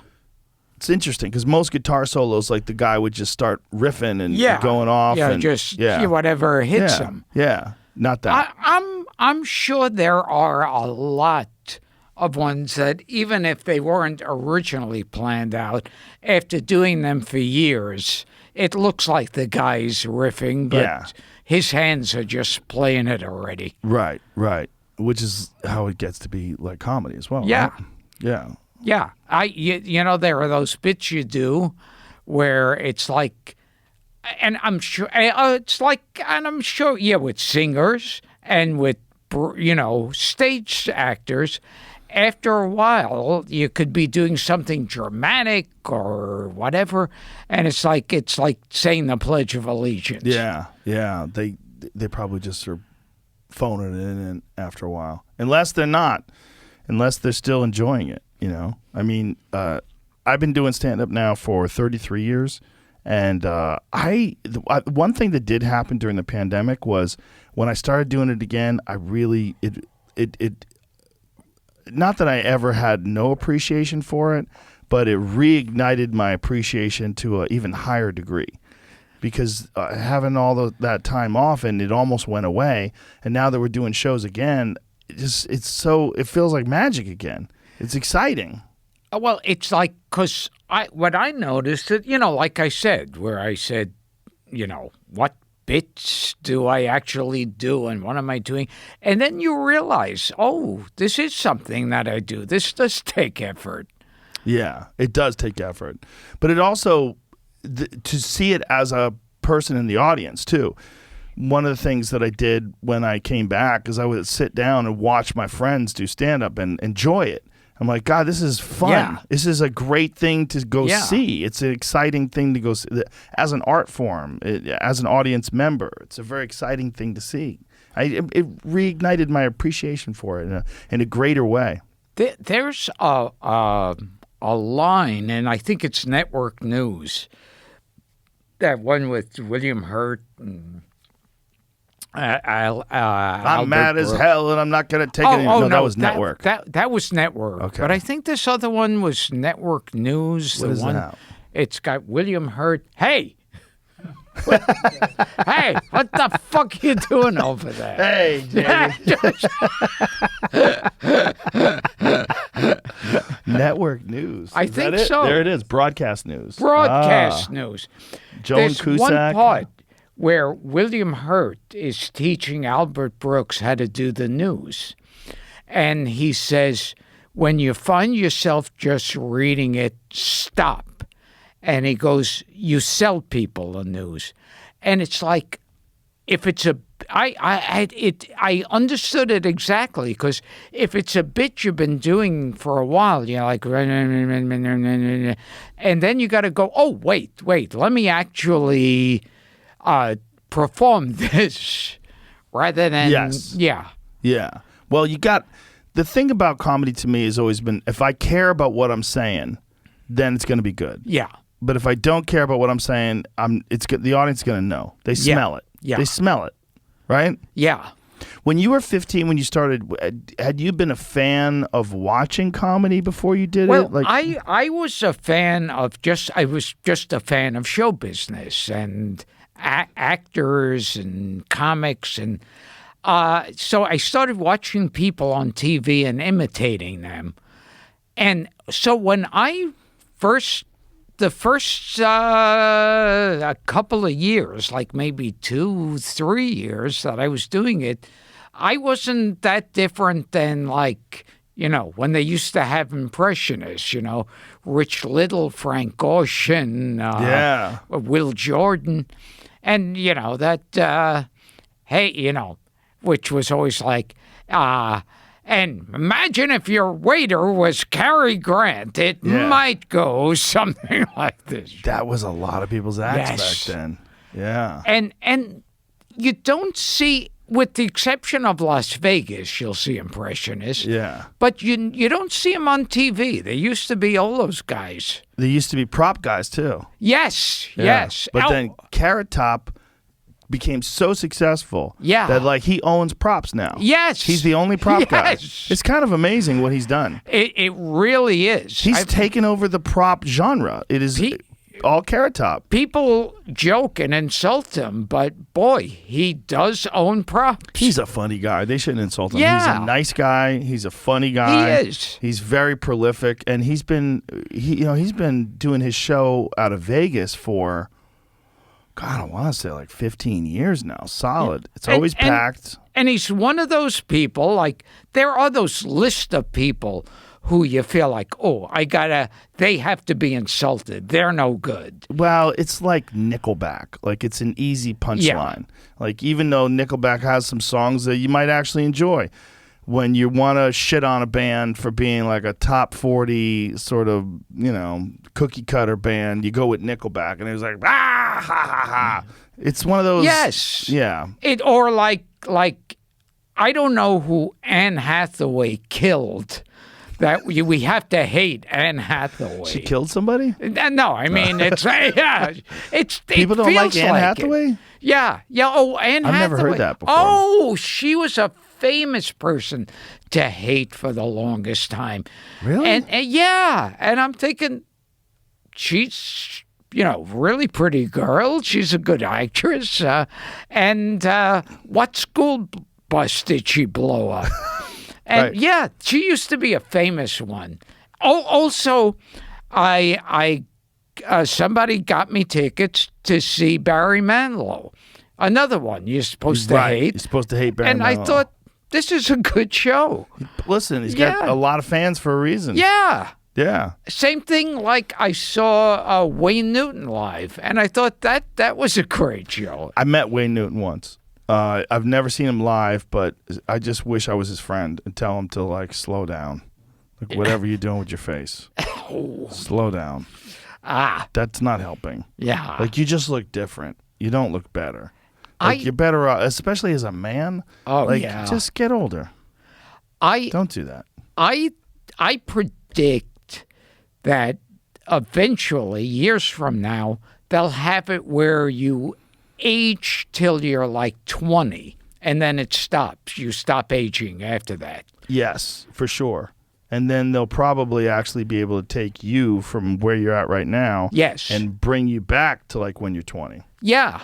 when you're in your prime. or grow a whole new you, And then pull your head out. Yeah. And then put your brain in the other one. Yes, But then you get that's it. Alzheimer's in a 20-year-old body. Imagine that. Like, shit. We haven't perfected it yet. Yeah. Now I've got loads of energy.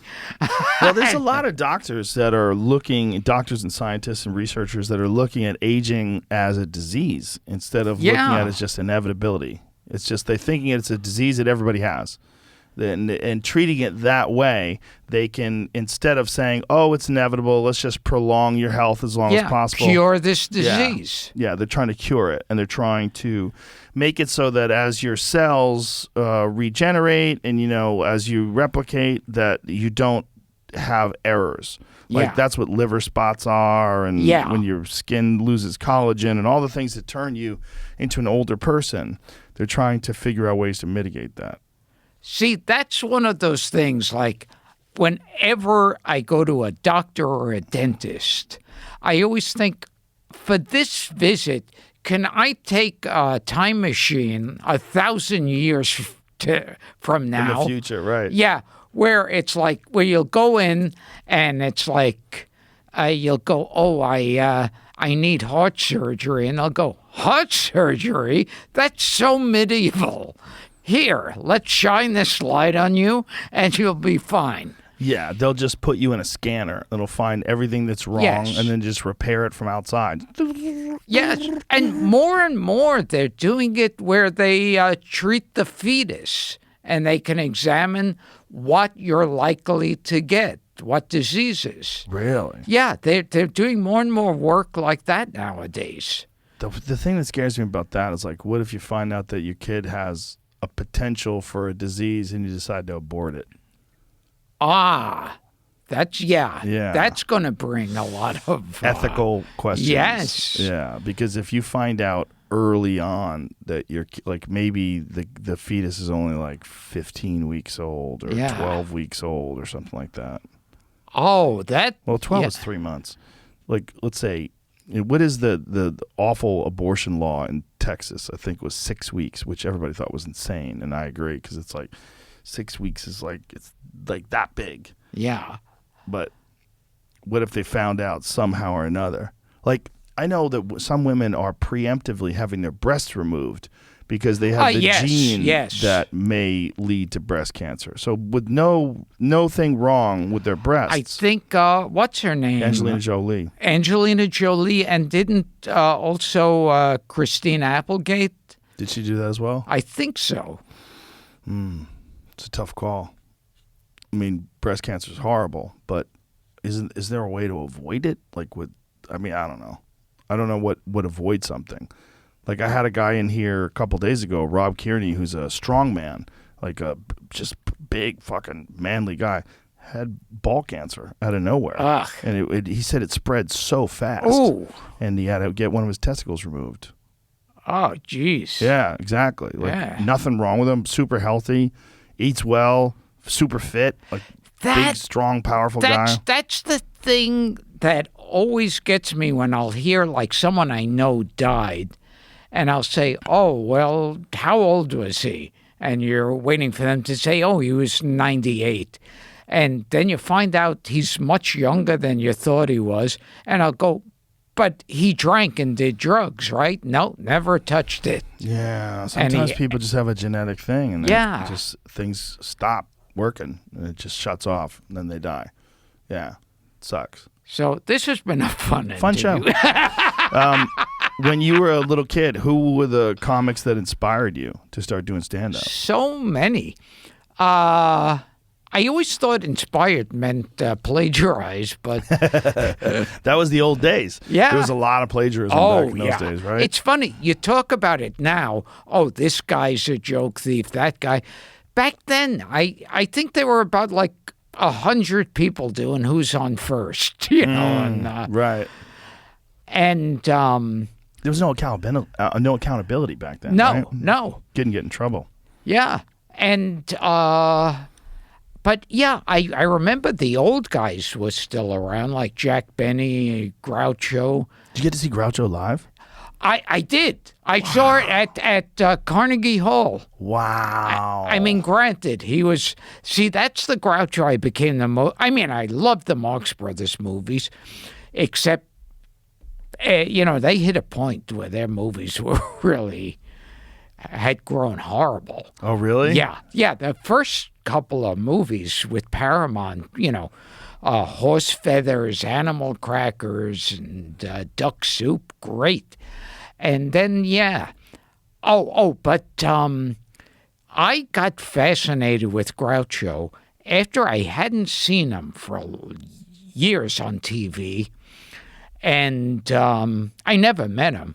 I hadn't seen him come on TV for years, and then you would see him pop up on like the Dick Cavett show, and it would be like, well, I remember when we would play at the theater, and the theater was a place where performers would go on stage and an audience would watch them. Oh, no. Yeah. That's just, I went on after Richard Pryor. I followed Richard Pryor for like 5 or 6 weeks at the Comedy Store when he was in a wheelchair. Oh.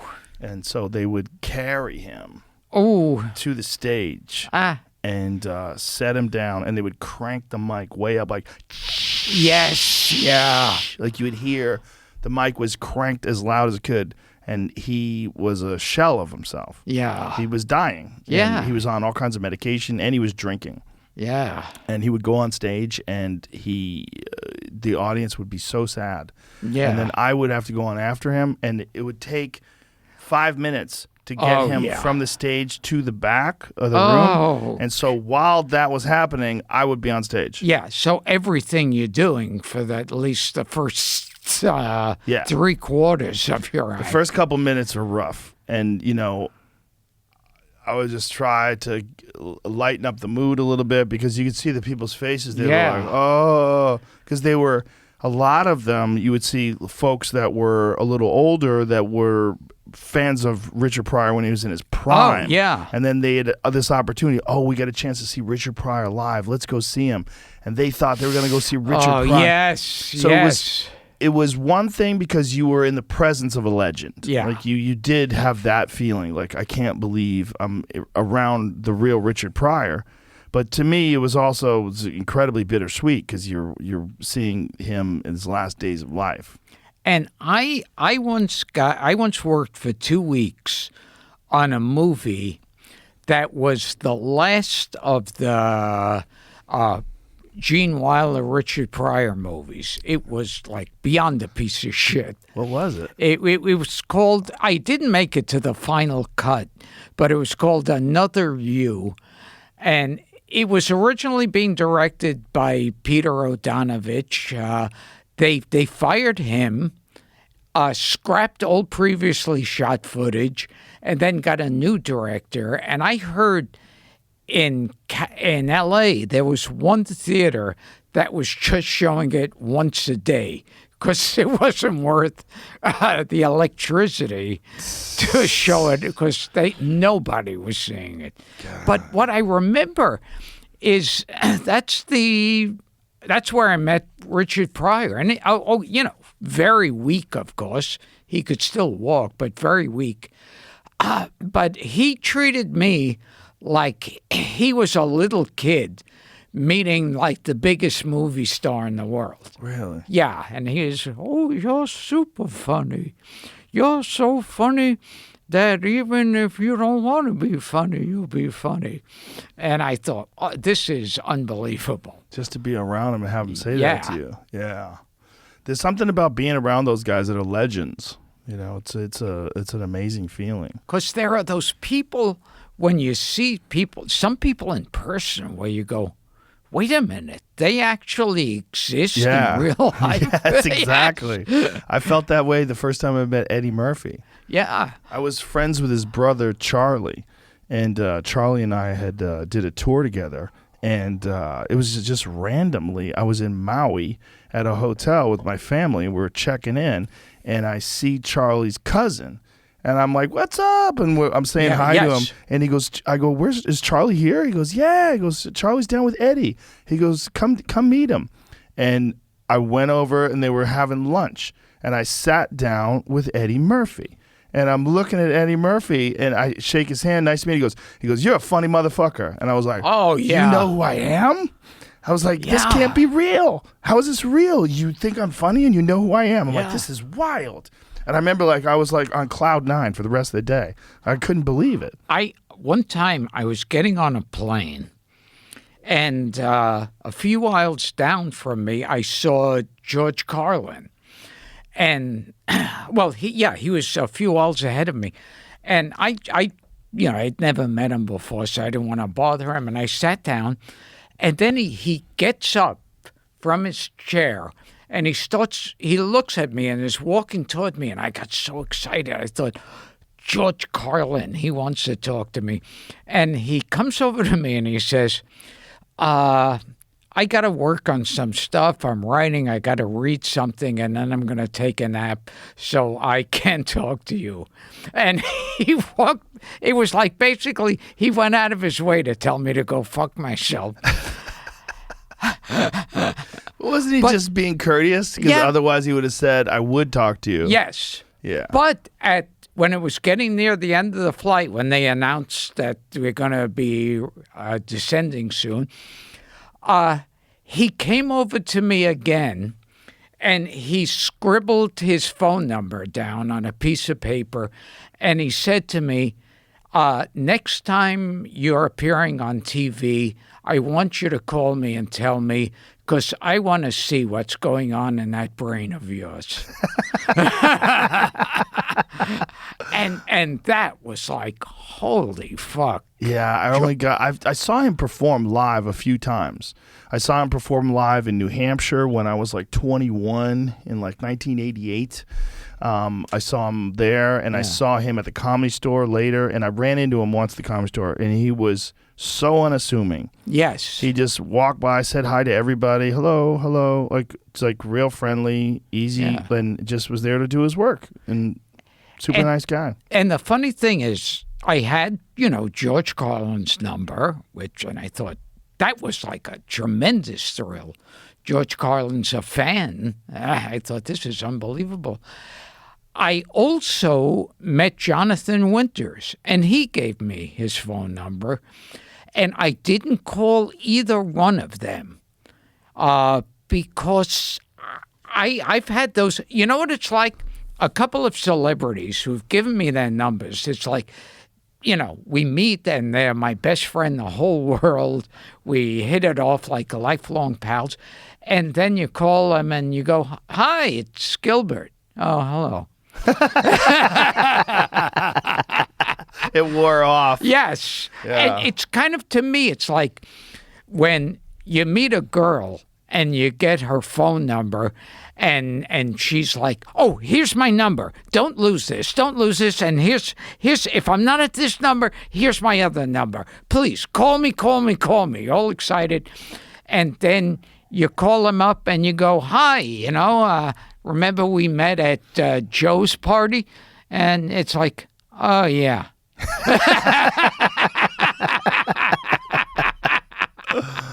Yeah, I think some celebrities just get exhausted by people wanting things from them. Oh, I'm sure. Absolutely. Yeah, just constantly, someone thinks that they can get further up the show business ladder just by being friends with you, being around you.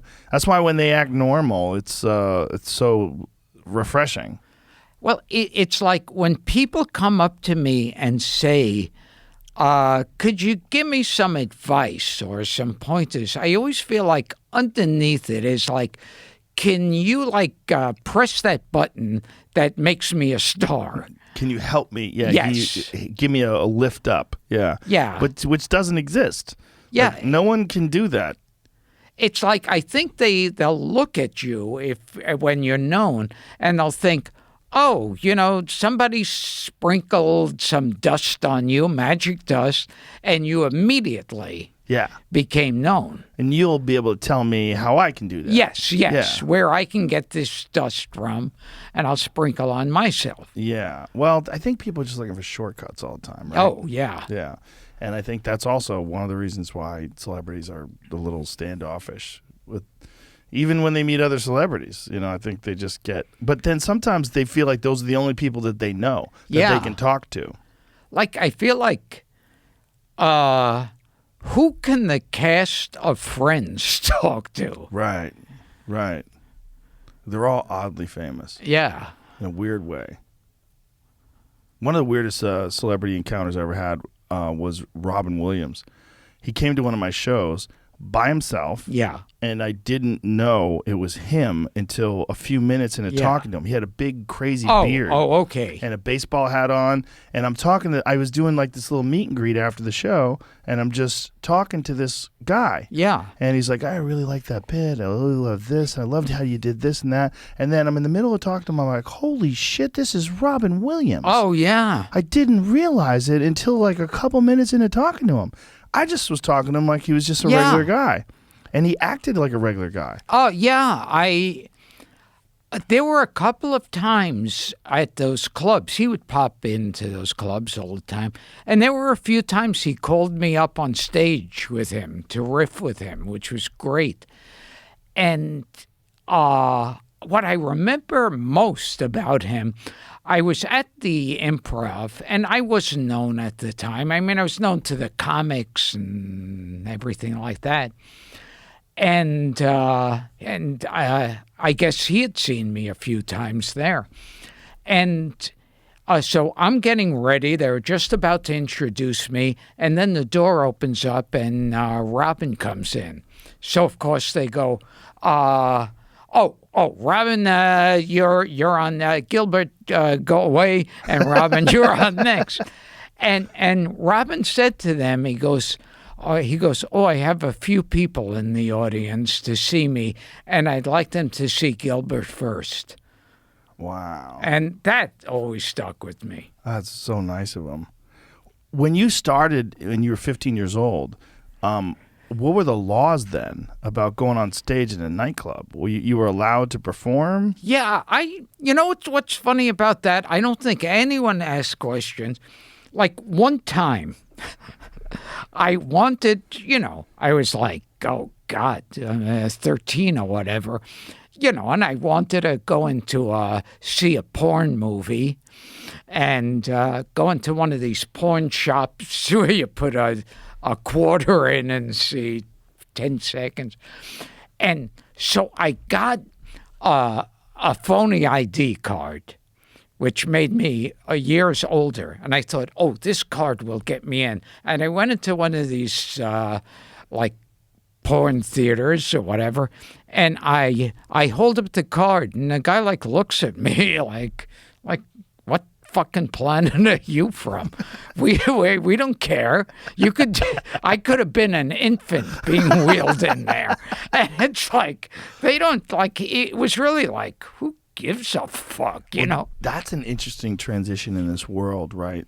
Between what porn is now, where people get it on their phone, versus then you had to be in a theater. You had to go, you had to leave your house. Yeah. And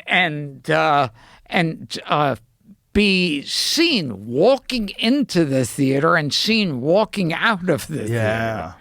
Well, the next step was video rentals. Yes. That was, and then remember there was like those beads that you had to go through. Oh yeah, to get to the porn section. Yes. There's either saloon door, like a swinging yes. saloon door, or beads where you'd go into the adult section. Yes. And no one would make eye contact in there. Everybody'd be all weirded out, and they'd be just grabbing these boxes real quick, just pick something and go rent it. Yeah, you're standing there like you're in a urinal. Yes, you exactly. look down, you don't talk to the other person. But some guys would be like, looking at the boxes, spinning it around, checking it out. And those boxes all had explicit scenes on them. Yes. So you would pick up the porn box, and the box would be all these pictures of people fucking. Yeah. And it was like out in the open. Like, it was weird. Like you don't have anything like that today, where someone can mistakenly walk through some beads and then pull a box out and go, "Oh, Jesus, is a dick in someone's mouth." Yeah, right. It's like, well, I remember in Times Square there was Show World. That was the big, and those are peep shows, right? Yes, there were peep shows and some stage. They had cabaret. Yeah. No, like the allegedly live sex shows. I saw one where, like, I go, it's funny how he could fuck this girl when he doesn't have a horn on. And there was, they used to have these machines. You'd put a quarter in, and it would show and it would be, nothing would be happening. And then all of a sudden, the girl would unbutton her blouse, and you go, oh, okay, here it goes. And then it would go out. You need another quarter. Another quarter. And then she'd start to lift up her skirt, go out, another quarter. And, I just remembered another celebrity who I got that thrill from. Was one time I was doing, I think it was like a roast of Jerry Lewis. And afterwards, Jerry Lewis came up to me and he said, "Gilbert, you are out of your fucking mind. And I wouldn't want you any other way." And I thought, that's the greatest compliment. Did you ever see the interview of Jerry Lewis before he died? He was rather old. Rather than the one after he died. Yes. That one was scary. But it was late. Oh, wait, and was he this was the really one where surly. he gets, Yes. That's scary. Yeah, it's like Yeah. giving one-word answers, and Yes. he was mad. Yeah. I don't know what the guy said to piss him off. Yeah, I mean, the guy sounded like a schmuck, the He did. reporter. He was a terrible interviewer. Yeah. But, yeah, that was scary. It showed, well, I've heard that about Well, you know what I think also? It's like the man is doing an interview without trying or even attempting to have a human connection with Jerry Lewis in his home. Yes. Instead of it being like a skillful conversation where he's like, first of all, appreciating the man, thanking him for his time, telling him what a great actor and comedic actor he's been all his career, and just asking him questions, express yourself about these things. Instead, he's asking him, like, why do you still do comedy? Like, he's asking him dumb questions. Yeah, I same thing. I thought, first show him some respect. Yes. Yeah. Make a connection, like as a human being with him. Instead of just throw some questions his way, have a conversation with the man. I mean, the guy's, Jerry Lewis has been around forever. Yeah. You have a rare opportunity to talk to a guy that was at the early days of like films and show business. When he was around, when all the top show business people, he never hung out with the actual Rat Pack, but he was friends with every member of the Rat Pack. Well, when we did the Comedy Store, the Comedy Store used to be Ciro's nightclub. It used to be Bugsy Siegel's nightclub. And there was all these photos that they had. They had all this Ciro's memorabilia. Yeah. And some of the photos were like the marquee where it said Dean Martin and Jerry Lewis when they would do a live show. Yeah. And, you get to see these photos of like a young, like 20-year-old Jerry Lewis on stage with Dean Martin. Yeah, there they are. Wow. There's Sammy Davis and... Where's Jerry Lewis? Well, I just happen to have this one already ready to go. Oh, and We were talking about Humphrey Sammy Bogart earlier. He's with Humphrey Sammy Bogart Davis. here. Humphrey Bogart. What year is this? He was very young there too. It doesn't say. Doesn't say. 55. Wow. Jeez. So that is around the year. I mean, I don't. And Jeff Chandler. Okay, let's go back to that's Jeff Chandler. He was like a leading man during the 50s. In films? Yeah. Other famous Jew, Jeff Chandler. And according to a story Sammy Davis told, it might be totally bullshit, but sounds good. He got into that terrible car accident where he lost his eye. And so he was friends with Jeff Chandler, and Jeff Chandler used to visit him, and he would be in a coma. And according to the story, Jeff Chandler put a Star of David in his. He opened up Sammy's hand, because I think when people pass out, their hands close. And he opened up his hand, put in a Star of David. And so for the rest of his coma, he was holding on to this. And when he opened it up, there was the Star of David, and he took it off, and there was an imprint on his hand. Permanent. Yeah. Well, I don't know, permanent, but took pretty deep. Yeah. Interesting. So it's one of those stories you want to believe. Yeah. Yeah. Those old school people had no one to model their career by. That's what's interesting. Yeah. If you think about like the 1930s and 40s, like those early movies, Yeah. like there was no generations before that. Like, Yeah. it's not like there's 100 years of films that you can go back like today and look like today. If we want to look at like a 1933 movie, we can look at a 90-year-old film and go, wow, look at King Kong from 90 years Yeah. ago. Back then, there was nothing. Yeah. 90 years before that, there was nothing. There was no movies. There wasn't even cameras, right? Yeah. Or maybe there was cameras. Yeah. I don't know. Did we figure this out? I think it was like late 1700s. For Christ's sakes. Yeah, they had photos, yeah. but like Jamie, get on cameras the wouldn't phone. be like a thing. Yeah. That would have been a way to take photographs, but like not really handheld or. Right, one of those, Here's- one of those things. Here's what I think about with cameras. Like now, a pigeon is on a statue. You'll find like 5 billion photos taken Right. of it because everyone has a camera. And I think about the Zapruder film of Kennedy being shot. Yes. One fucking little grainy thing. Yeah. Now, the president, and it's like one little thing. Now you'd have it from inside his body, the bullet. coming Yeah, in. and it would be 4K, and everybody would be Yeah. streaming, and Androids and iPhones, and that one film. That film wasn't released until more than 10 years after the assassination. Yeah, That's what's really crazy. yeah. Oh, I think it was 10 years. That film was released by Dick Gregory, another comic who went on the Geraldo Rivera show. Geraldo Rivera had a television show, Yeah. and Dick Gregory and Geraldo Rivera showed the Zapruder film to the public for the very first time. Wow. It's a wild video. It's Geraldo Rivera had like bell bottoms on. Yeah, like it was yeah, yeah. Like 1970s Nehru dress. What jacket. year was that?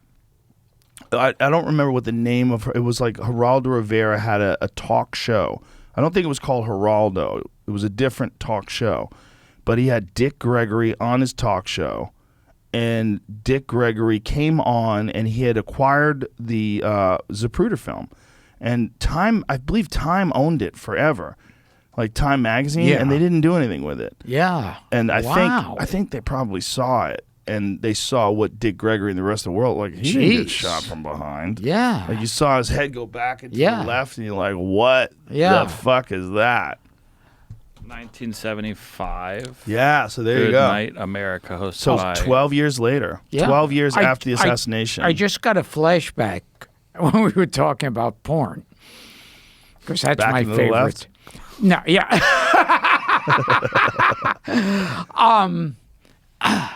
I remember years ago when, like, these cable stations were first starting, and they didn't have that much, stuff to fill it up with. Programming. They didn't have, or as I call it, stuff. No, that programming. So I think here, if you could look this one up, I think it was Showtime. Or I think it's called Showtime, and it was aerobicize.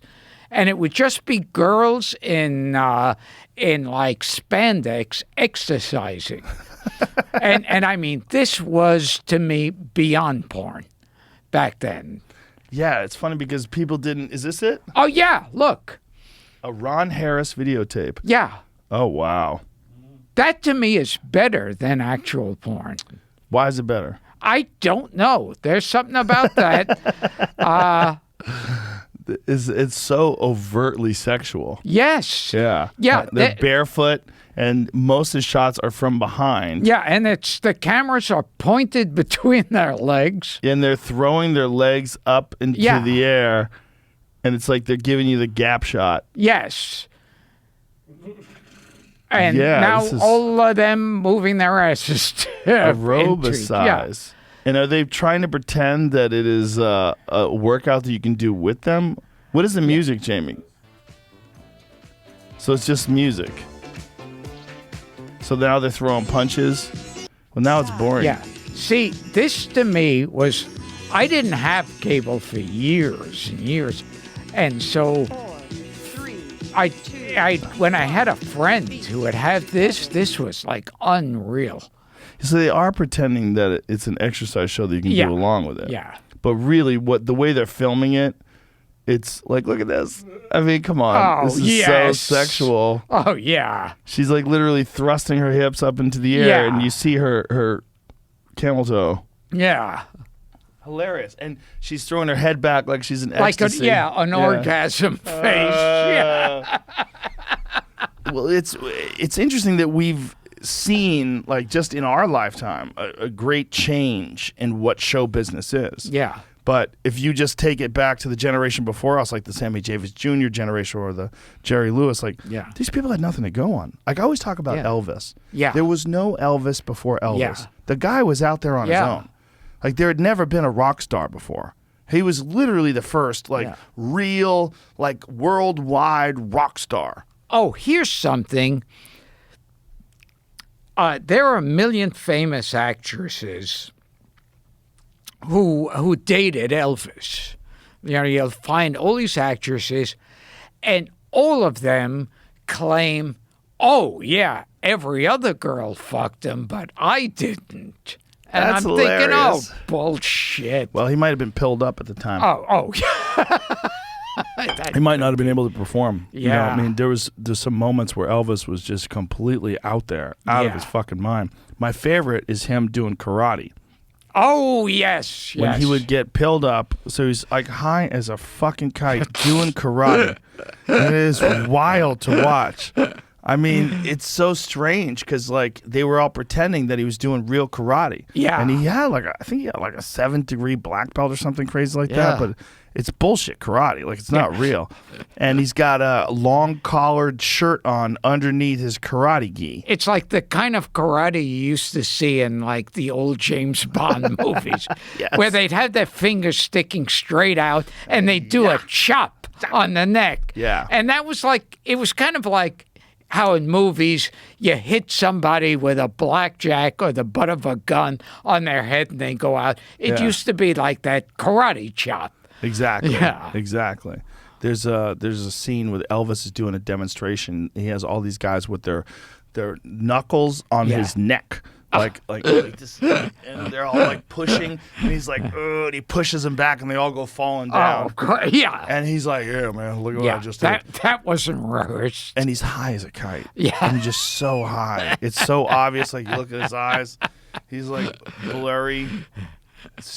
But that guy, he was on his own. There had never been a person that had gotten that famous before. Yeah. Him and Michael Jackson. Michael Jackson had hit another realm of that. I also heard the Beatles in interviews said when they first came to America, the first person they wanted to meet was Elvis. And they went to his house, and first they were all sitting around. They were in awe of meeting this god. And then Elvis said something like, why don't we just take out our guitars and jam? And they started playing, and I thought, there is no fucking even snapshot of this. Yeah. I mean, imagine that on film, the Elvis and the Beatles. Well, later, which is really crazy, when Elvis was out of his mind on pills, he went to talk to Nixon in the White House. Yes, and he wanted to stop people from doing drugs. He wanted to be like some, a narc. Yeah, like a narc, for the country. Yeah. Fighting drugs. Meanwhile, he's on pills. Yeah.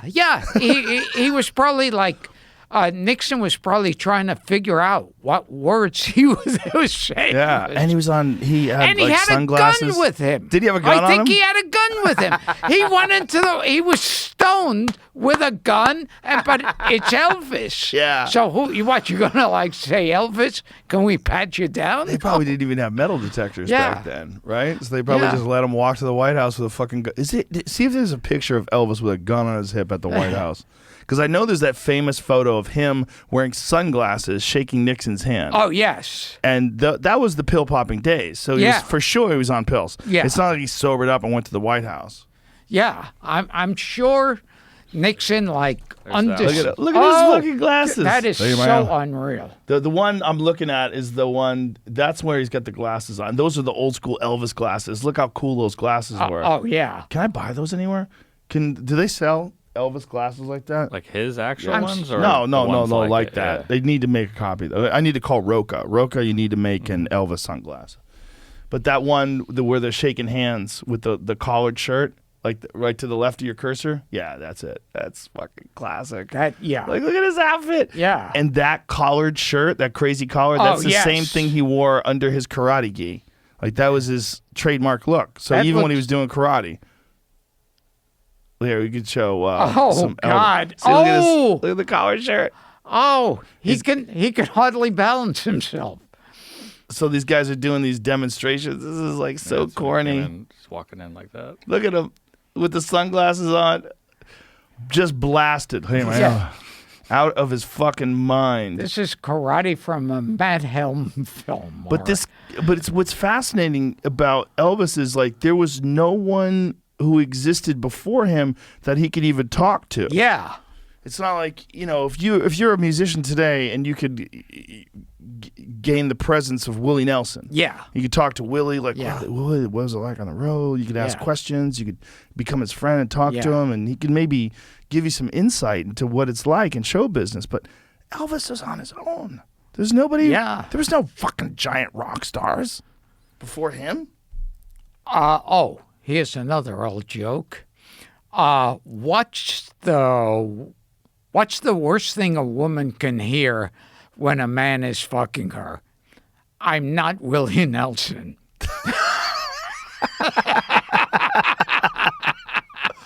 Jesus Christ.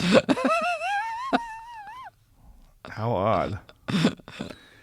These early comics, when you were working, was everybody like just doing those impression things or telling jokes? Or like, when was the first time you saw someone that was like a Lenny Bruce type act Yeah. who was talking about stuff? Well, there were some who were doing that. Mort Saul.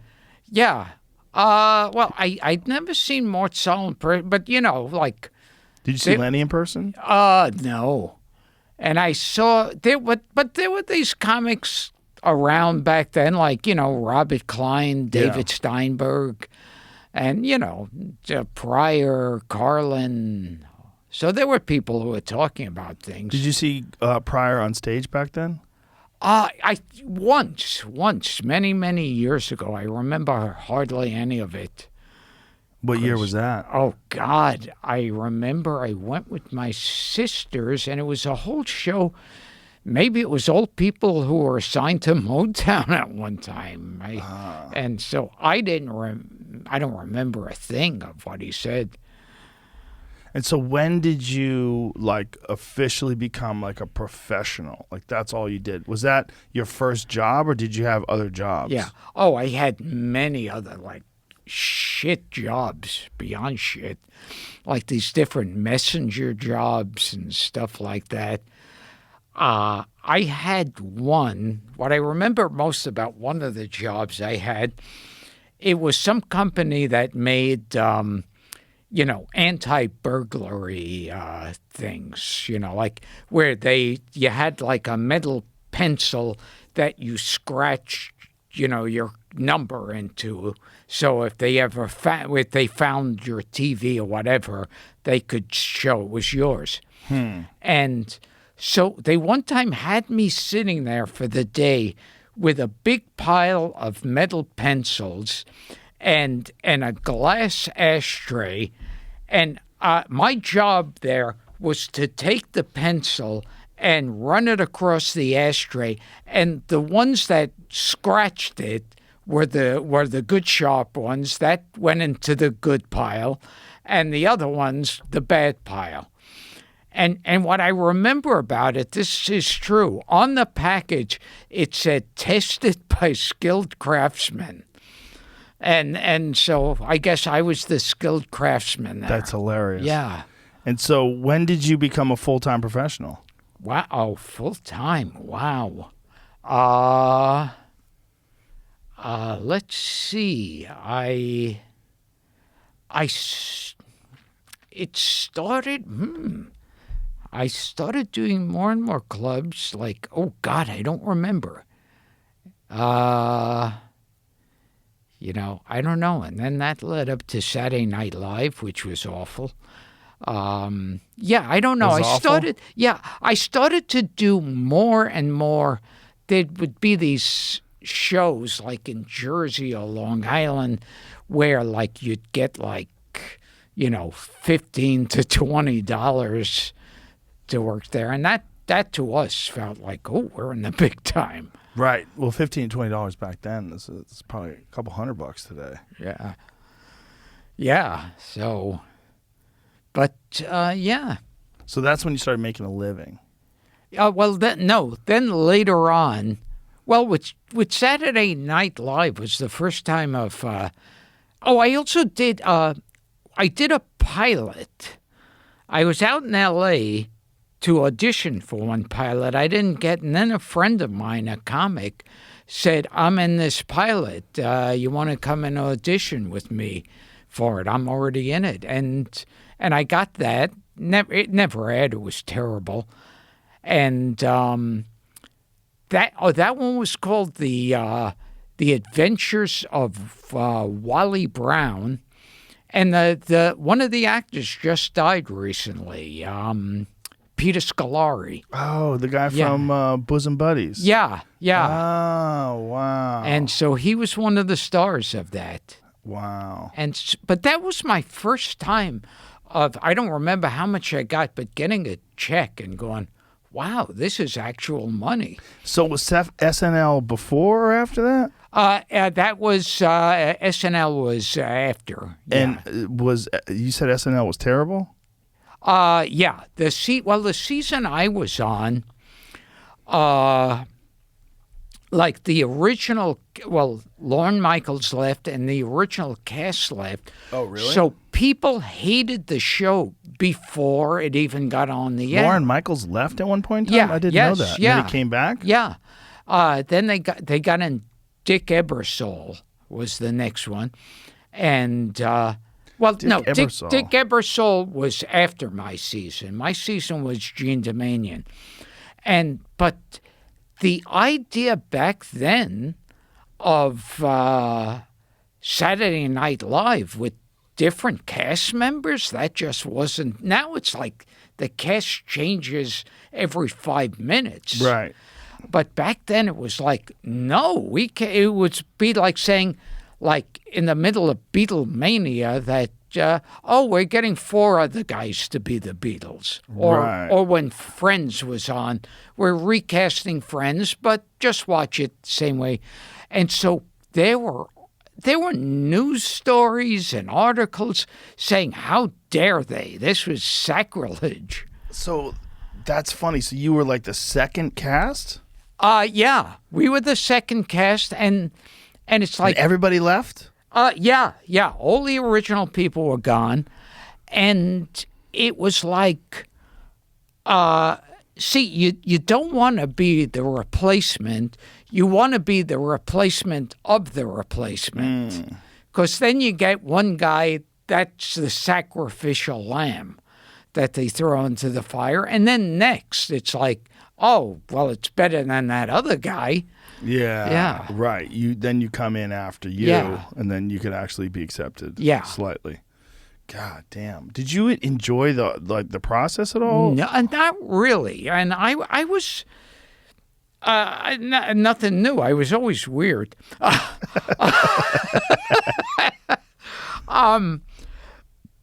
When I was auditioning, there were a few auditions, some at a comedy club, others in their office, and it would be like lots of people there. And I would hear, other people who auditioned who would say, oh, they were so hateful of everybody else who was against them in there. And I remember, just out of weirdness, not courage, out of weirdness, I didn't take auditioning for Saturday Night Live as something important. I don't know why. I just didn't. And I would go there and do bits and everything. And when I was on it, I didn't feel like, there was a reason I didn't feel like a star there, because everyone was torn to shreds in the press. And then when I got fired from it, I, thought, okay. Oh, the way I got fired from Saturday Night Live, there used to be a table there that they would throw fan letters when there was a such thing as fan letters. Now it's, who writes a fan letter anymore? It's all, email and stuff. So I was waiting. They had fired the producer, and Dick Ebersol came in. He said, all right, well, we're just going to make changes here and there. Nothing major. Come in next week and we'll discuss it. And they were taking people in one by one, and I'm waiting there. And killing time, I see a girl writes a fan letter to me from like Omaha or whatever. And I open it up. Before I even get into the office, I open the letter, and it starts off, Dear Gilbert, I'm so sorry about what happened to you. So I found out from a fan letter from some 15-year-old girl. How did she find out? Yeah, I don't know, but she Maybe knew she saw it coming. Yeah. Maybe she started writing it after the first episode. Yeah. Oh, the writing's on the wall. Yeah. Yeah. This guy sucks. Was it the same kind of environment? Because the thing about Saturday Night Live that I keep hearing from former cast members is that it was like a dog-eat-dog world over there. And people would be backstabbing people and stealing their ideas for sketches. Jim Brewer had a horrible time there. Yeah. I remember, like, I didn't like the writers, and the writers hated me. And so one time, to prove it, how much they hated me, they wrote a funeral sketch where I was the dead body. So I just had to lie there in the coffin. That's it? Yeah. Wow. Just to fuck you. Yeah. Yeah, the environment. Phil Hartman said the same thing. He said the environment over there was just toxic. Like everybody was like at each other's throats, and just wasn't fun. They were always like just hamstringing each other. Yeah, always trying to fuck each other over and ruin each other's sketches, and not laughing at each other's sketches when they were laying them out. That kind of thing. Yeah, that there was like a lot of politics over there, and you had to learn the politics. Mm-hmm. He hated it. So did Jim Brewer. Hated it. Yeah. I think, I didn't have a great time there at all. So those sketch shows are just so different than stand-up. Yeah. Is there any other thing that you like doing? Do you like acting? Yeah. I always, I was in a couple of movies, if you could call what I do acting, but I was in a couple of movies.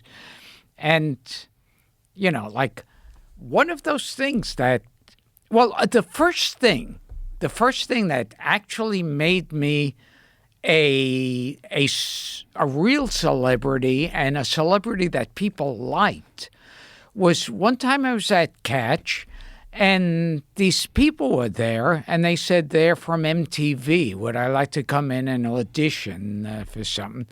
And I went on, nothing prepared, and I just started improvising stuff, and they were filming it. And then didn't hear anything from them, and didn't, thought, I didn't get this. And then people started recognizing me on the street and coming over to me. And I found out that the thing what they filmed me auditioning with, they chopped up and was showing throughout the day on MTV. And that was the first time I was known, and it was something good. Were they paying you for that? I later asked them, can I get something for? Because they weren't paying me at Seems first. ridiculous. Yeah, they were just showing them. So I said, do I get anything? So then they sent me a couple of $100. and even better, my agents at William Morris, they wound up taking 10% of that. Oh my God. Yeah, something they had zero to do with. MTV was notoriously cheap back then. Yes. They offered me $500 for a pilot, to do a pilot for a television show that they were doing. And then if I did it and the television show got picked up, I would be under an exclusive contract with them for many years. I forget how many years it was. But what had happened with them was they had done those little sketches that they did with Dennis Leary. Yes. And Dennis Leary became very popular from those. People forget that Dennis Leary at one point in time was very famous. And he had gotten very famous from these MTV clips where he was like doing smoking a cigarette. I doing hate commentary this. Real fast. And that went on to do. He went on to do some other stuff, but became a star. And they felt like they got fucked because they had made him famous, then he left. Yeah. And so they're like, okay, if we make someone famous, we're gonna lock him in. And so they offered me this ridiculous lowball contract. I was like, this is the craziest. And then my manager sent my tape from MTV Half Hour Comedy Hour, which is what led them to try to offer me this pilot, sent it out to a bunch of people, and I wound up getting a development deal and then moving to California and doing this show Hardball and then News Radio. But it all came out of MTV being cheap. Because if they had offered me a good halfway decent, I would have done it for sure. I was like, wow, the opportunity to be on MTV. That was when that show Remote Control was on. Yes, they had, it was a big thing to be on. MTV at the time was one of the best vehicles for you to get famous. Oh yeah, with young people, and because that's how people started to know me, and it was it's so funny now that. The letters MTV could be used as a trivia question. Right. It's it used to be so important. It was everyone. Everything. It was on, it was on 24 hours and people would watch it 24 hours. And they started doing comedy shows on it. They did the MTV Half Hour Comedy Hour. Yeah. And that was a big deal. That was to get on the MTV Half Hour Comedy Hour and to have a good set could make your career. That's when I started headlining really good clubs. It was because of my credit from MTV. That was my first real television stand-up credit. Now nobody gives a fuck about that. Yeah. Is it even around anymore? Well, another thing like that, how stuff that used to be important. Remember for years, the most important war in the country that they were reporting on was the war of Letterman, Leno, and Conan. Yeah. Who gets the Tonight Show? Why did he get it? Why didn't this? And that was the most, more than a real war, that was the most important war. And now it's say those names to anybody. Yeah. And if you say Letterman, they'll go, oh, I don't know. Who is that? That's strange. And then Conan, he wound up, after the two of them left their shows, Conan had a show, and his show was he has a show? There was one of those, Well, TBS, it was odd. Yeah. And the whole thing was, it didn't ever caught on. It was everybody was mad that Jay Leno took the spot from him.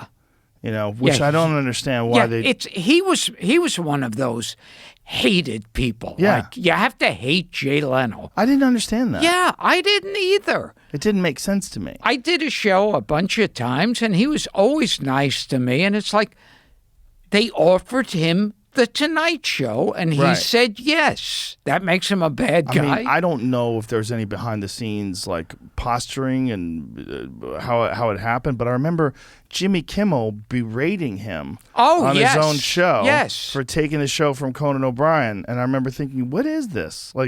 Why is everybody standing up for Conan O'Brien here? If it didn't work out, it didn't work out. Yeah. That happens all the time. I mean, what happened there was... Unless I'm missing something. Yeah. Unless I'm just not in the loop. It was like, Jay Leno, they gave some kind of primetime talk show to that didn't work out. Right. And Conan got the Tonight Show, and that didn't work out. I think that was part of what people were upset with, right? It was like the Tonight Show was on, but Jay Leno was on covering all this stuff that you would see in the Tonight Show right before the Tonight Show, and it probably took us some of the wind out of the sails of the Tonight Show. I don't know, but Conan wasn't getting ratings in that hour. I think the reason why they moved Jay Leno was because he wasn't getting the younger viewers, right? Which is what they need for advertising dollars. Oh, yeah. And then they put him back. And it was, and it's like when I see them, angry, they don't get the Tonight Show. And I was thinking, well, Letterman has a very successful show that he was making a lot of money off of that was just like the Tonight Show. Yeah. And Conan was making a really nice living off his show that was just like... So you have something that's just like the Tonight Show that millions of people are watching. So what the fuck? Yeah, it doesn't have the title? It was weird. It's like the Tonight Show was the holy grail because of Johnny Carson. Yeah. Right? The Johnny Carson effect, like everybody wanted to be the next Carson, and everybody else that was doing these other shows on other networks, you were just pretenders. Yeah. You know? But then when Letterman went over to CBS, that was a great show. Yeah. Like everybody loved that show. It wasn't the Tonight Show, but it didn't have to be. Like, why does it have... Like, people know you're there. Like, they'll watch it. Like, it doesn't have to be that, but that name, The Tonight Show, was what everybody wanted. Yes, yeah. They were coming up. Which they wanted was to be the host. Insane. Do you ever see that HBO docu-series, the docu-drama? Yes. Where they reenacted the Letterman. I love those. So weird. I think, what's it called? Late Night Wars or something like that? Yes, something like that. Such a strange, and that's one thing that they hated about Leno. Is they said that he hid in the closet and was listening in on one of the meetings. Like, are you sure that happened? Yeah. Like, did he tell you it happened? And did they catch him? Like, how do you know that happened? Yeah, and I'd like to know. I remember with I did Letterman a bunch of times, and I did Conan a bunch of times, and then somehow I got like on Leno. They, just seemed like every couple of weeks they would call me when something happened in the news. They'd fly me out there, and I'd be in one of those sketches at the beginning. So I was Osama bin Laden's nephew. I was Timmy bin Laden. I was Harry Potter. I was... Prince Charles' wife, Camille or something. Is that Camille? Yeah, whatever. And I was King Kong in a sketch, and those I loved doing. Yeah. Well, something happened somewhere along the line where nobody gave a fuck about those late night talk shows anymore. Yeah, it's like they went away. Like the relevance of them in terms of like cultural significance, the way people talk about them, they don't care anymore. Yeah, it's like now if you say, who are the hosts of late night shows? You'd go, okay, wait a minute, I know. And you'd have to think about it. Seth Meyers, Jimmy Fallon. Yeah, it's odd. It's like what it used to be, it doesn't matter anymore. Yeah. Everybody became Carson Daly. Yeah. It's like Carson Daly had that weird, obscure, like fairly late night show that a lot of different people, that's what all of them are like now. Yes. Yeah. Whereas like something shifted in the culture where they didn't enjoy those kind of programs anymore. Yeah. Like their ratings are abysmal. Like especially like Conan before he left, his ratings were so low. It was weird. Like you'd read the ratings, you'd be like, that's all it's watching? This is crazy. And also what's different now in showbiz in general, but it used to be, like Channel 7 was in competition with Channel 4. Right. Stuff like that. Oh, and they have that show and we only have this. And now there's no such a thing as a war between two. It's a war between this and the rest of show business. Yeah. There's like a billion other things to watch. And there's so many things that are streaming.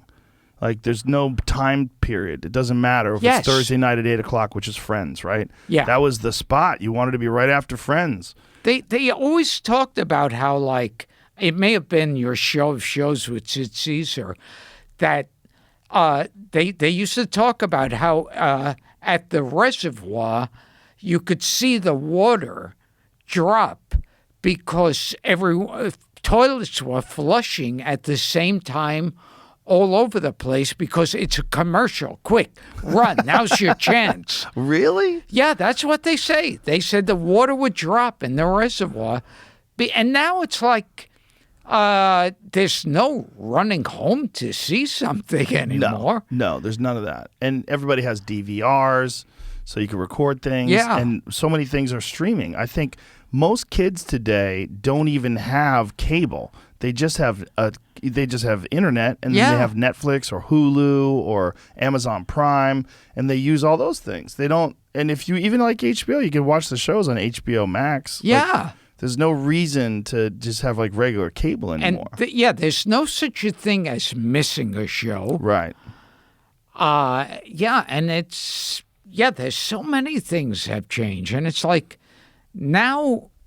It used to be you'd have to hold it in when you watch this show. Yes, you couldn't miss something. Yeah. Yeah, and the world is just different. It's not just different in terms of options. It's different in terms of what they're willing to watch. Because like the idea of a talk show where these like short segments where you just sit down and someone tells you about their new album Yes. it's boring. Yeah. It's just not interesting. Yeah. It's too short. They don't go into depth enough. You don't really relate to it. It's just, and it's all censored too. Yeah. We're used to so much uncensored content now. Yeah. You know, that to try to get someone to watch like an old Tonight Show, like the way we used to watch Yes. it. It's just not, the world's past the genre. The genre is just not applicable anymore. It's kind of like too, when a movie was in a theater, you had to go see it in a theater. Yeah. Now it's playing in the theater and on TV. Yes.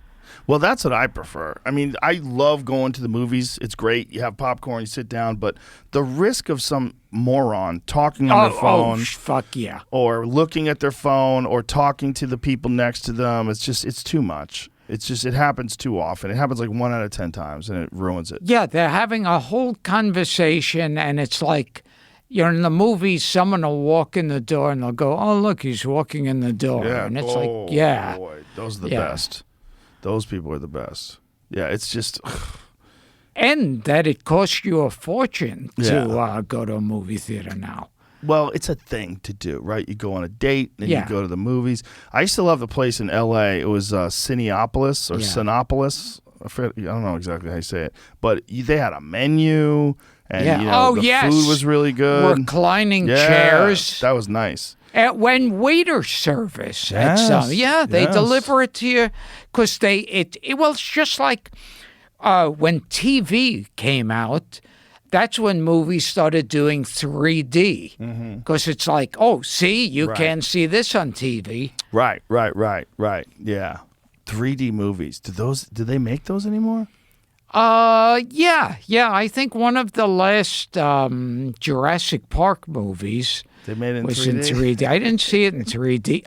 They had Jaws 3 in 3D. Oh, but for that one scene, that one stupid scene Yeah. where the shark's like coming towards you. It was only really yes. applicable in one scene. Yeah, the 3D glasses were always the fucking weird part of that. Those fucking weird red and blue glasses. Yeah, you put they on. they give you a headache immediately. Yeah, it's just not worth it. Like, and what do they have to do to make a movie 3D? Like, what are they doing? I think it's shot with two different cameras, and it's like they're like one gets a little of it this way, one a little, and then they put them together. And with the glasses, it brings the pictures together and somehow creates a 3D effect. And the funny thing is, the first 3D movie was a movie called Bawana Devil. And it was the director had one eye. And so he couldn't see if the 3D was working. because 3D tricks your eyes into Right, the thinking. two eyes. So the director didn't know if anything he was directing worked. It's called Bawana Devil. Bawana Devil. And also 3D, see that. like in Disneyland and stuff, they have 3D stuff that works. Yeah. Where you really want to reach out and grab things. But most of the 3D movies I've watched, it's just a gimmick. Yeah, and it seems like I don't feel like anything's coming out of the screen here. I feel like the next real change in all those kind of films, there it is.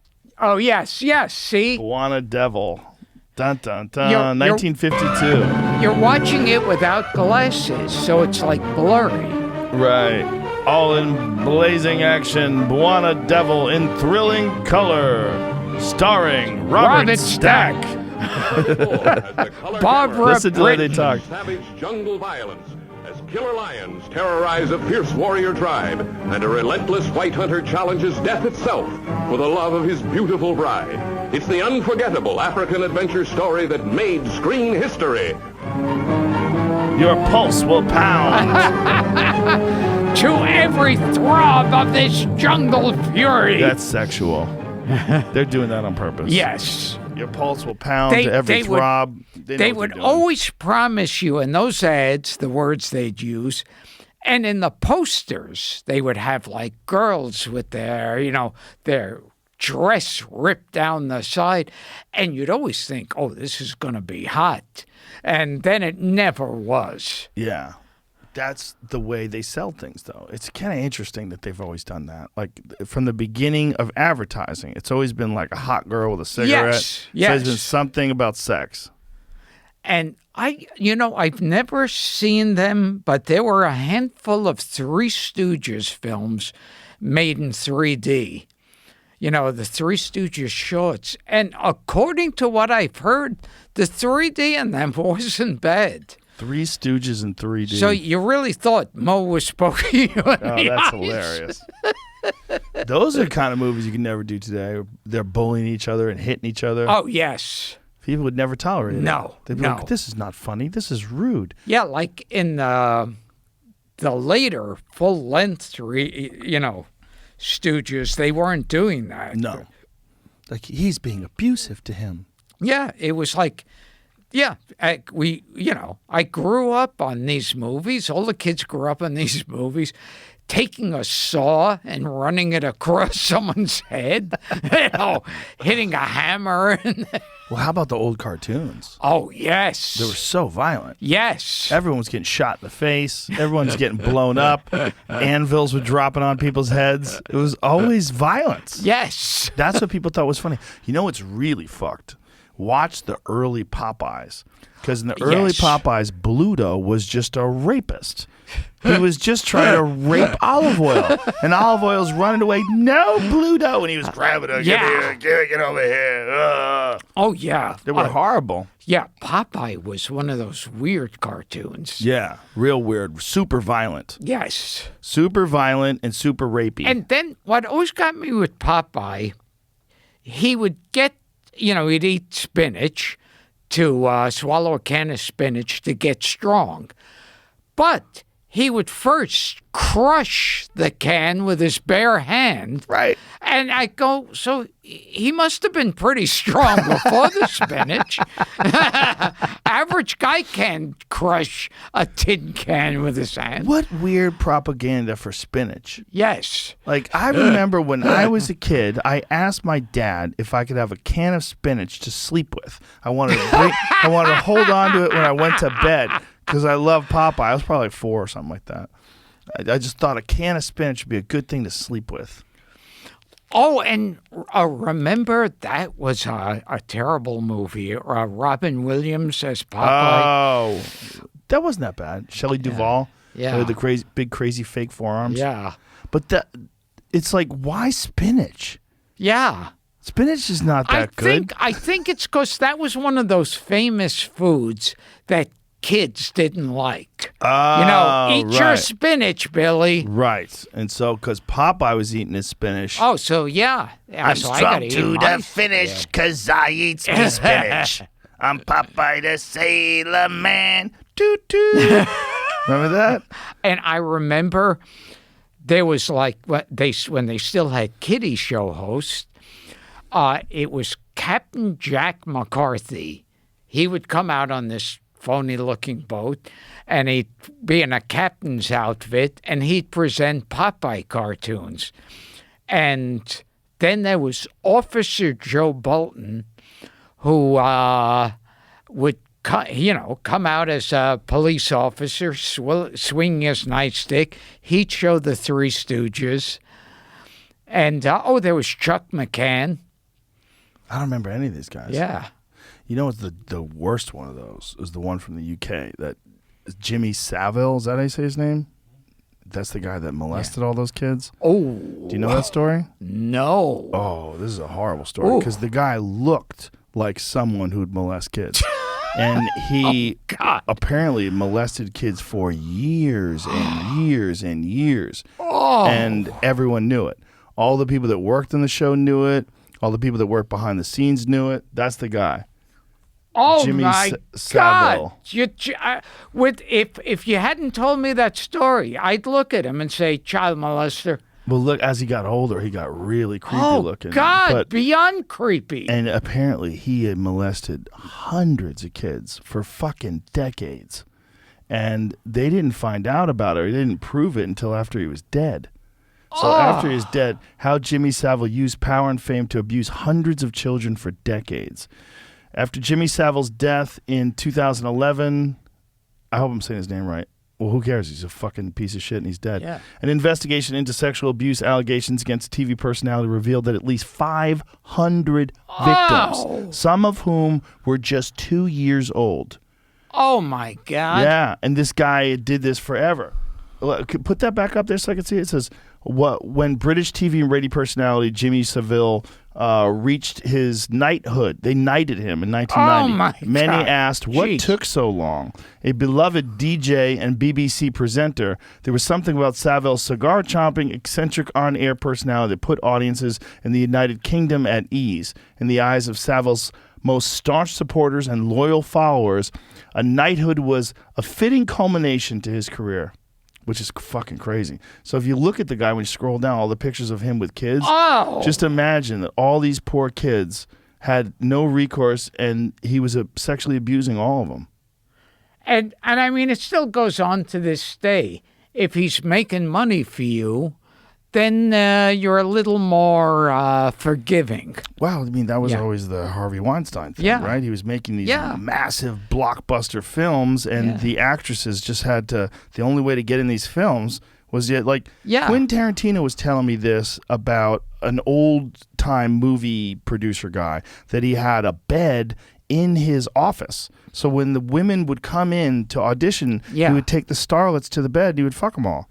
Like, that's how you got a movie role. That was the only way you did it. And the funny thing is like they always act like, oh, well, this guy's in jail. Now the casting couch is over with. It's, you know.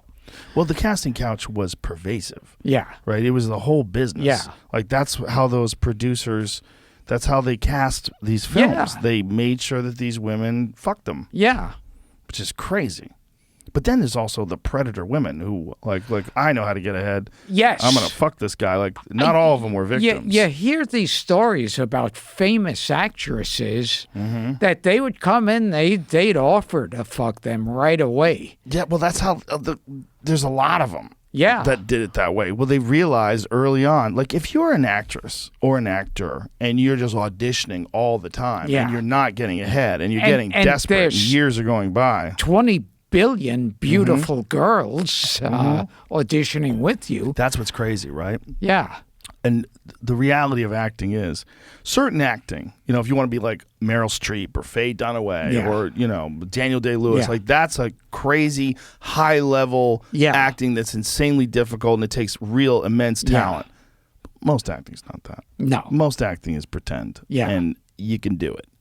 And you can do it probably pretty easy. Yeah. Like most people who have half a fucking brain, You know, you can act. Yeah. A little bit. And yeah, I've heard there's loads of these famous names people say Yeah.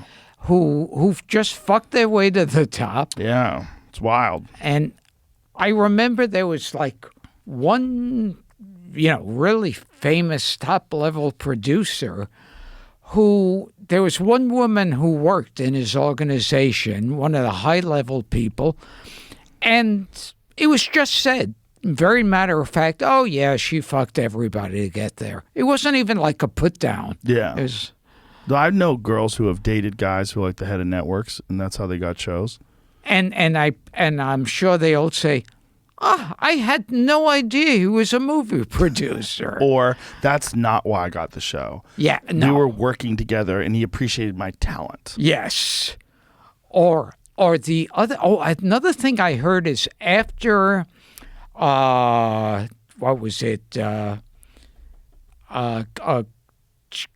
Whatever the name of that movie where Sharon Stone crosses her legs. Basic Instinct. Basic Instinct. After that, they said there was a large amount of actresses coming in wearing a skirt and crossing their legs and not having underwear. It became a thing. Do you remember when a bunch of the famous ladies, like publicly famous, where they would always be at parties and stuff, were getting photographed with no underwear on? Yes, getting out of limousines? yes. There was like a phase. Yes. It's like Lindsay Lohan, like those type of gals. Britney Spears. They just were showing their pussy. Yeah. Like it became a thing they did. Yes. It was weird, but it came and went. It was like, nah, that's too much. Like people just stopped. They did it for a little while, and I was like, oh my God, is this what it's going to be from now on? Yeah. But it was so obvious because all of the photographs were like from underneath. Yes. Like you didn't know that there was a guy lying on the ground with a I- fucking camera staring at your pussy? I love the fact Sharon Stone says she was strict. She didn't know that. And I'm thinking, oh, you didn't see like a light right between your legs? I don't know if she said that. Maybe she was misquoted because that sounds like a ridiculous thing to say. It was seductive. She knew what she was doing. She was Yeah. purposely showing her beaver for a couple of seconds. And she probably got paid like 50 times as much for her next movie. you I know? bet she did. Yeah. I mean, it made her. Well, she was also a great actress. I Yeah. mean, she did that on top of it. She was in some terrible movies too, though. She was in. Wasn't terrible, a terrible movie, but wasn't a good role. She was in Above the Law with Steven Seagal. She was his girlfriend or his wife. Yes. That was the early days that she couldn't pick and choose her roles, you know. But Basic Instinct was a good movie. Yeah. And that scene was a good scene. It worked. Like that character worked. And Yeah. look, you would literally have to freeze frame it Absolutely. to see her pussy. It was so quick. And everyone, when they say, oh, you see her pussy in that scene, I remember it was showing on TV and it was like, cable. So I would go right up to the screen. I press my nose against the screen and not see it.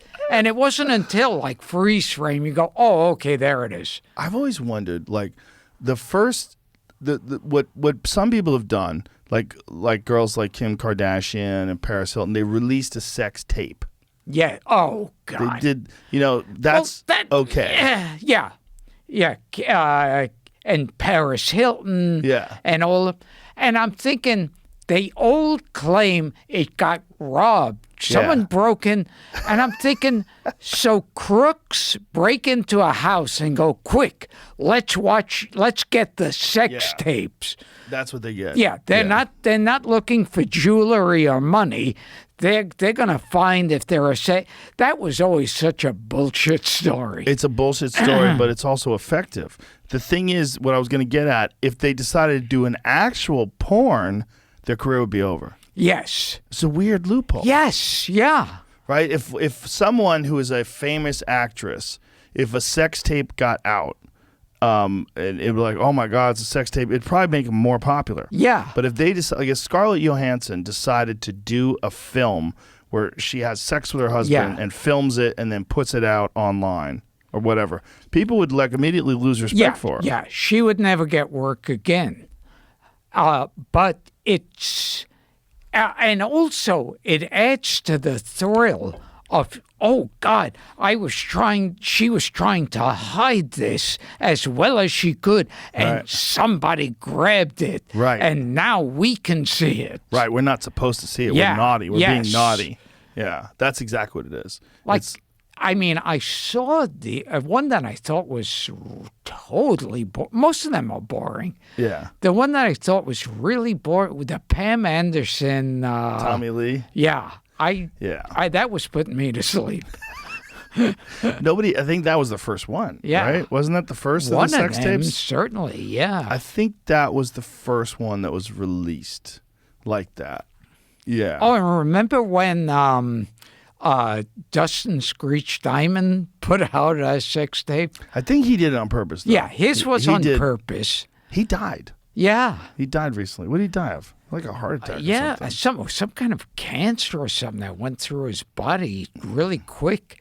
And see, they already did that movie, Behind the Bell, I think it was called, where stuff Documentary happening. about the cast. Yeah, well, like TV movie with actors playing those actors. Oh, that's hilarious. Which I always love. Actors those playing things. actors is Yes. hilarious. And they already did that, and I thought, had they waited, him getting sick all of a sudden and dying could have been the ending. Because it's just like they throw together these, Hollywood true stories and behind the scenes. And they had one with the two Corys, Corey Feldman, Right. Corey Haim. And it ends with, Corey Haim kicked drugs and is healthier and happier than ever. And Corey Feldman is now happily married. Yeah. And I saw it again recently, and they put in a voice at the end afterwards saying, Corey Haim died and Corey Feldman got a divorce. I met Corey Feldman once. Yeah. I felt bad for him. Just like he just seems like tortured. Yeah. Like he was one of those guys that had horrible stories about being sexually abused by producers and stuff in Hollywood. Both of them. Yeah, both of them as children. And I believe him. Yeah. It seems real. And when you see the guy, you're like, well, something went wrong. I mean, clearly being famous at a really young age like that is not good for you. Yes. And then if his allegations of sexual abuse are true, on top of that, it's terrifying. Yeah. I heard both of them. The fucking business of just wanting to be chosen, of wanting to be the person who gets cast in this film, this project, and that's what you Yeah. have to do to make your career. Just that dynamic alone. Yes. What a fucked up way to live.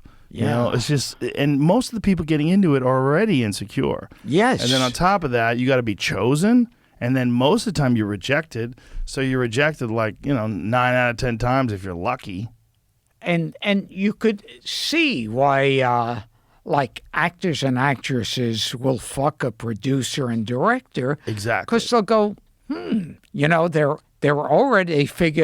already out fucking loads of people they don't like anyway.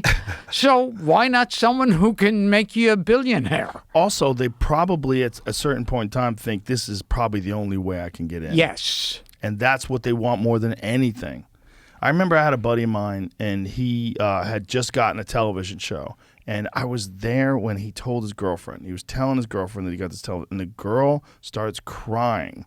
And she's like, when is something ever going to happen to me? Ugh.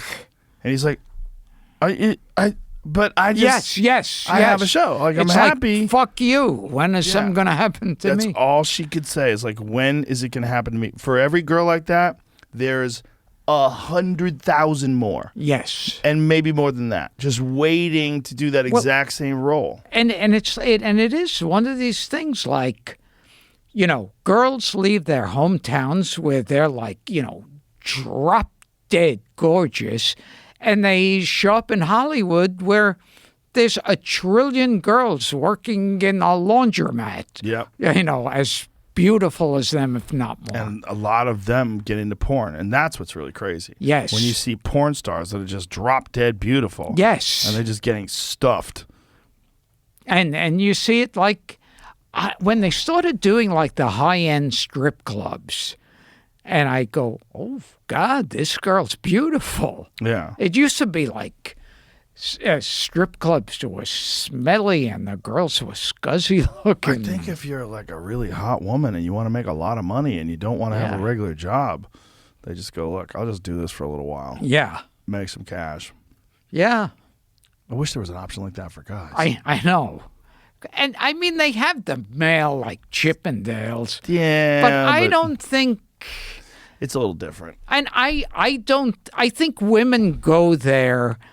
It's festive. Like it's a goof when women go there. Men, it's serious. Yeah. And I think when women, and they do this in movies too, and women do it, hooting and hollering.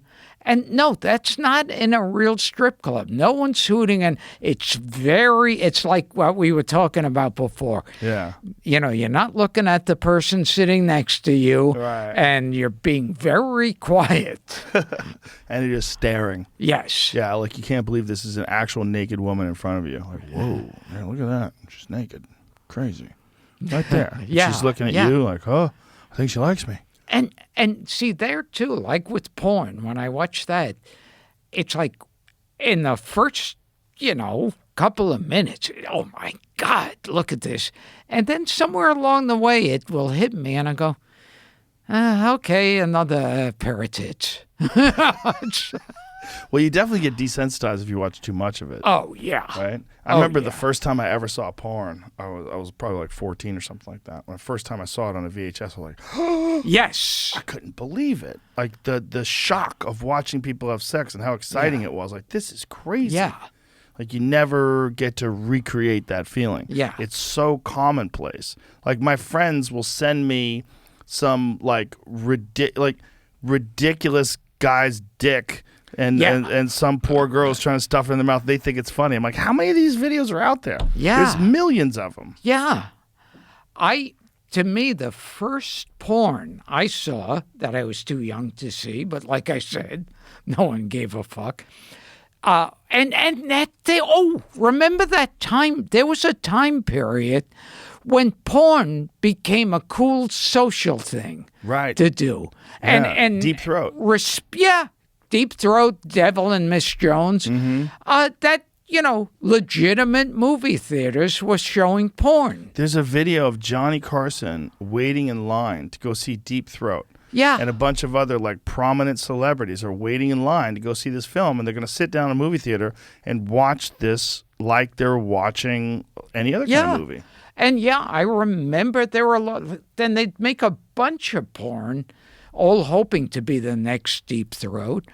And it would be classy movie theaters. Yeah, and somehow or another, people just got tired of that. Yeah. I wonder what happened. Probably too many guys jacking off in the movie. I'm sure. You're worried about the guys in back of you talking. Yeah.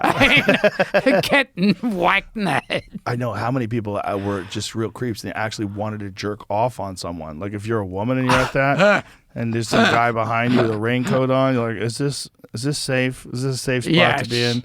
You want to be only in the back row. Yes. Yeah. It is weird how that like changed. That there was a brief window, and I don't know how long that brief window was, where they would make an actual film with sex in it. Yeah. Do you know who Vincent Gallo is? Oh, yes. Do you know that whole story with him? No. He made a film called Brown Bunny. And in this film, Brown Bunny... Oh, she sucks a cock in it. They had a real sex scene. She actually does, yeah. Chloe, how do you say her name? Chloe Sevigny, I think. That's it. So she and him have an actual oral sex scene. Yeah, they show her mouth on his cock. Yeah, and it killed his career.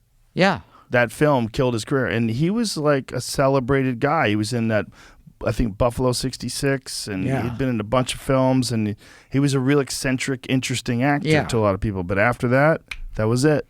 It all dried up. I remember one time they said to me, this was years ago, that he wanted to do a movie. He wanted me in one of his movies and to give him a call. And I gave him a call, and I'm on the phone with him, and I think he mentions the movie like once in passing. And then is talking about all the different famous actresses he fucked and what their tits look like. That's what he wanted to talk about? Yeah. That's hilarious. He's an interesting guy, like very eccentric. Yes. Every now and then I'll look at his Instagram. I'm like, Jesus Christ. Very politically active, if you want to say that. But just an odd duck. And I think that just wrecked him, you know? Yeah. I mean, I don't know what his thoughts are on what it was like to do that. But before that, he was a big actor. And then there are those movies with the rumors that the actors legitimately Actually had sex. Where, yeah. I'm sure that definitely happened. I had a buddy of mine, and he was in a film, and he had a sex scene with a girl under the sheet, and she said, if you want, we can have real sex. Oh, man. Yeah. And he panicked, and he's like, in front of everybody? Like, how do it? Yeah. What do you mean? He's like, I don't have a condom. Yeah. And she wanted him to fuck her. Oh, man. Look at you. You get excited. Yes. Fuck yeah. That's never happened in my career. Yeah. Well, I've never been in a sex scene either. Yeah. It's weird to me how everybody wants to have sex. Yeah. Like, most people want to have sex. But if someone sees you have sex, it's Yes. bad. The thing that can destroy any career, it's like in politics or show business. Oh, wait, they fuck a lot? Exactly. Yeah. Right? Well, with some people, there's double standards, though. Like, with some people, it's actually celebrated. Like Yes. Warren Beatty, Yes. right? It was celebrated Yeah. that he fucked all these women.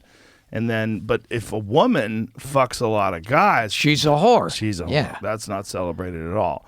It's very strange. Or as we used to call it in Brooklyn, a whore.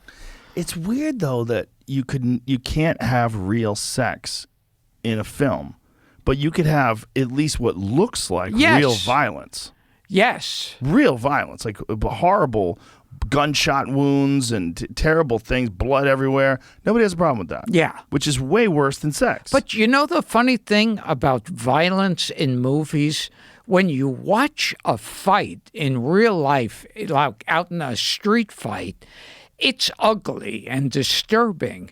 And in movies, 99 times out of 100, it's kind of pretty to watch. It's choreographed. Yeah. This guy throws a punch. That guy throws a punch. right, it's not real. But the problem with that is it gets a lot of people thinking that's what a fight is like. Yes. So they're out in the real world. They actually want to get into fights Yeah. because they want to pretend they're They that guy from the get movie. their skulls crushed in Yeah. real life. Yeah, not good. Not good. Yeah. Because I do work for the Ultimate Fighting Championship, I'm a color commentator yes. for the UFC. Yeah. I've seen probably, I don't know, 1,000 people get the fuck beaten out of them. I've called more than 1,000 fights, Yeah. but I've seen like a lot of like horrible beatdowns, and you get oddly desensitized to like Yes. physical violence. Well, you know what? This was a horrible time period when actors who their careers were over with needed to be up on TV to make a check and be seen at the same time. They were having those celebrity fights. Yeah, they're still doing those. Yeah. Yeah. And I remember they'd have it with, Danny Bonaducci. I think the guy from who was Screech was in one. Donny Osmond. Yeah. And you'd go, this is like, the Roman Coliseum. where. They just did one recently with that Aaron Carter Oh, that's Right? right. Yes. and Lamar Odom. Yeah. The pro basketball player Lamar Odom and Aaron Carter, and it was one of the worst ones I've ever seen because Aaron Carter had no business fighting anybody. Yeah. Like he had no idea what he was doing, and it's not like Lamar Odom is like a skilled boxer, but he beat the shit out of him. But it was sad. It was because he was so much smaller than him, first of all, and then also like flailing wildly, like really shouldn't have been there. And you'd see the fighters, they'd zoom in on them after the fight where like one eye is the size of a baseball and like blood's coming down their face. You have no interest in celebrity boxing matches? Is that what you're saying? Who would you fight if you had to fight someone in a celebrity boxing maybe match? Betty White. What if you lost, though? Yeah, that would. Yeah, I could see her kicking my ass. That would be a real issue. I could get my ass kicked by Stephen Hawking. Not anymore. Yes. You outlived him. Yeah. How old are you now, Gilbert? Oh God, I'm old. How old are you? 66. You look good. Yeah. You look good for 66. Yeah. Yeah. Something about having fun, laughing. Yeah. How long do you think you're going to do stand-up till? Have you ever thought about it? Oh God. You're just going to do it like Carlin did to the end? Yeah, I don't know. It's like I say it and it's true. When I'm waiting backstage before I'm about to go on, I'm always thinking, oh God, wouldn't it be great if the manager of the club came back and said, there's a fire or a flood and here's your check, go home. So I always dream about that. But I think as long as they offer me a check, I'm going to be going, all right. But once you're on stage and you're killing, yeah. you still love it. Yeah, more so than being backstage. It's kind of like being backstage about to go on is like being, either at the beach or by a swimming pool, and you're dipping your toe into the water and going, oh, that's horrible, that's freezing. And then when you actually are in it, then it's fine when you're in it. Yeah, you adjust. Yeah. Yeah. It's a weird way to make a living, man. Yeah. It's totally alien to most people to be the center of attention like that and to also be eliciting a response out of people. That's you have to make them laugh. Yeah. You have to figure out what's funny. Yeah. It's a weird way to live. Oh, it definitely is. And the other thing, show business in general, and, particularly comics, and that's that it's definitely two personalities that get you into the business. One of them is, I'm great. I'm great, and the world is going to know how fucking great I am. And the other part is like, oh, please, they have to love me. They have to love me. Yeah. So it's both. And it's some people that fucking hate themselves. Yes. They hate themselves, and then they get on stage and they get just a little bit of life support just out of getting that laugh, and then they get off stage, they hate themselves even more. Oh, absolutely. Yeah. And then so many. It's your parents. You still want to get approval from your parents. Yes. So they're not there. So the audience is your parents. What is your writing process like? Oh God, I'm terrible. Most of the bits I've come up with have all been like on stage. I start ad-libbing something and I do it, but this whole thing, like, where you hear Jerry Seinfeld talk, and it's like, oh, well, I wake up at 2:00 in the morning and I type 5,000 pages, and then I try it out that night.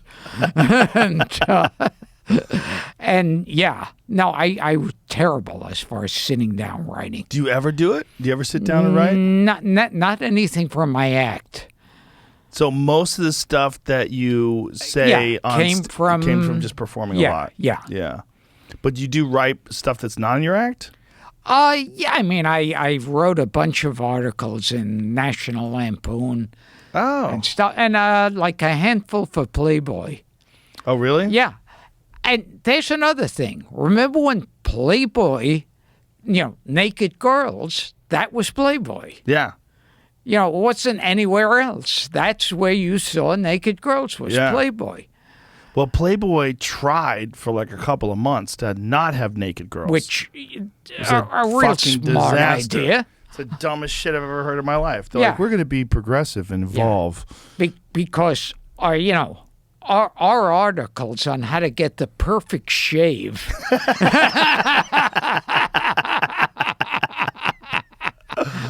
That's hilarious. And they still, magazines and shows will still do that. The Yeah. perfect shave. And I'll go, throw some water on your face, put on shaving cream, and run the razor over it.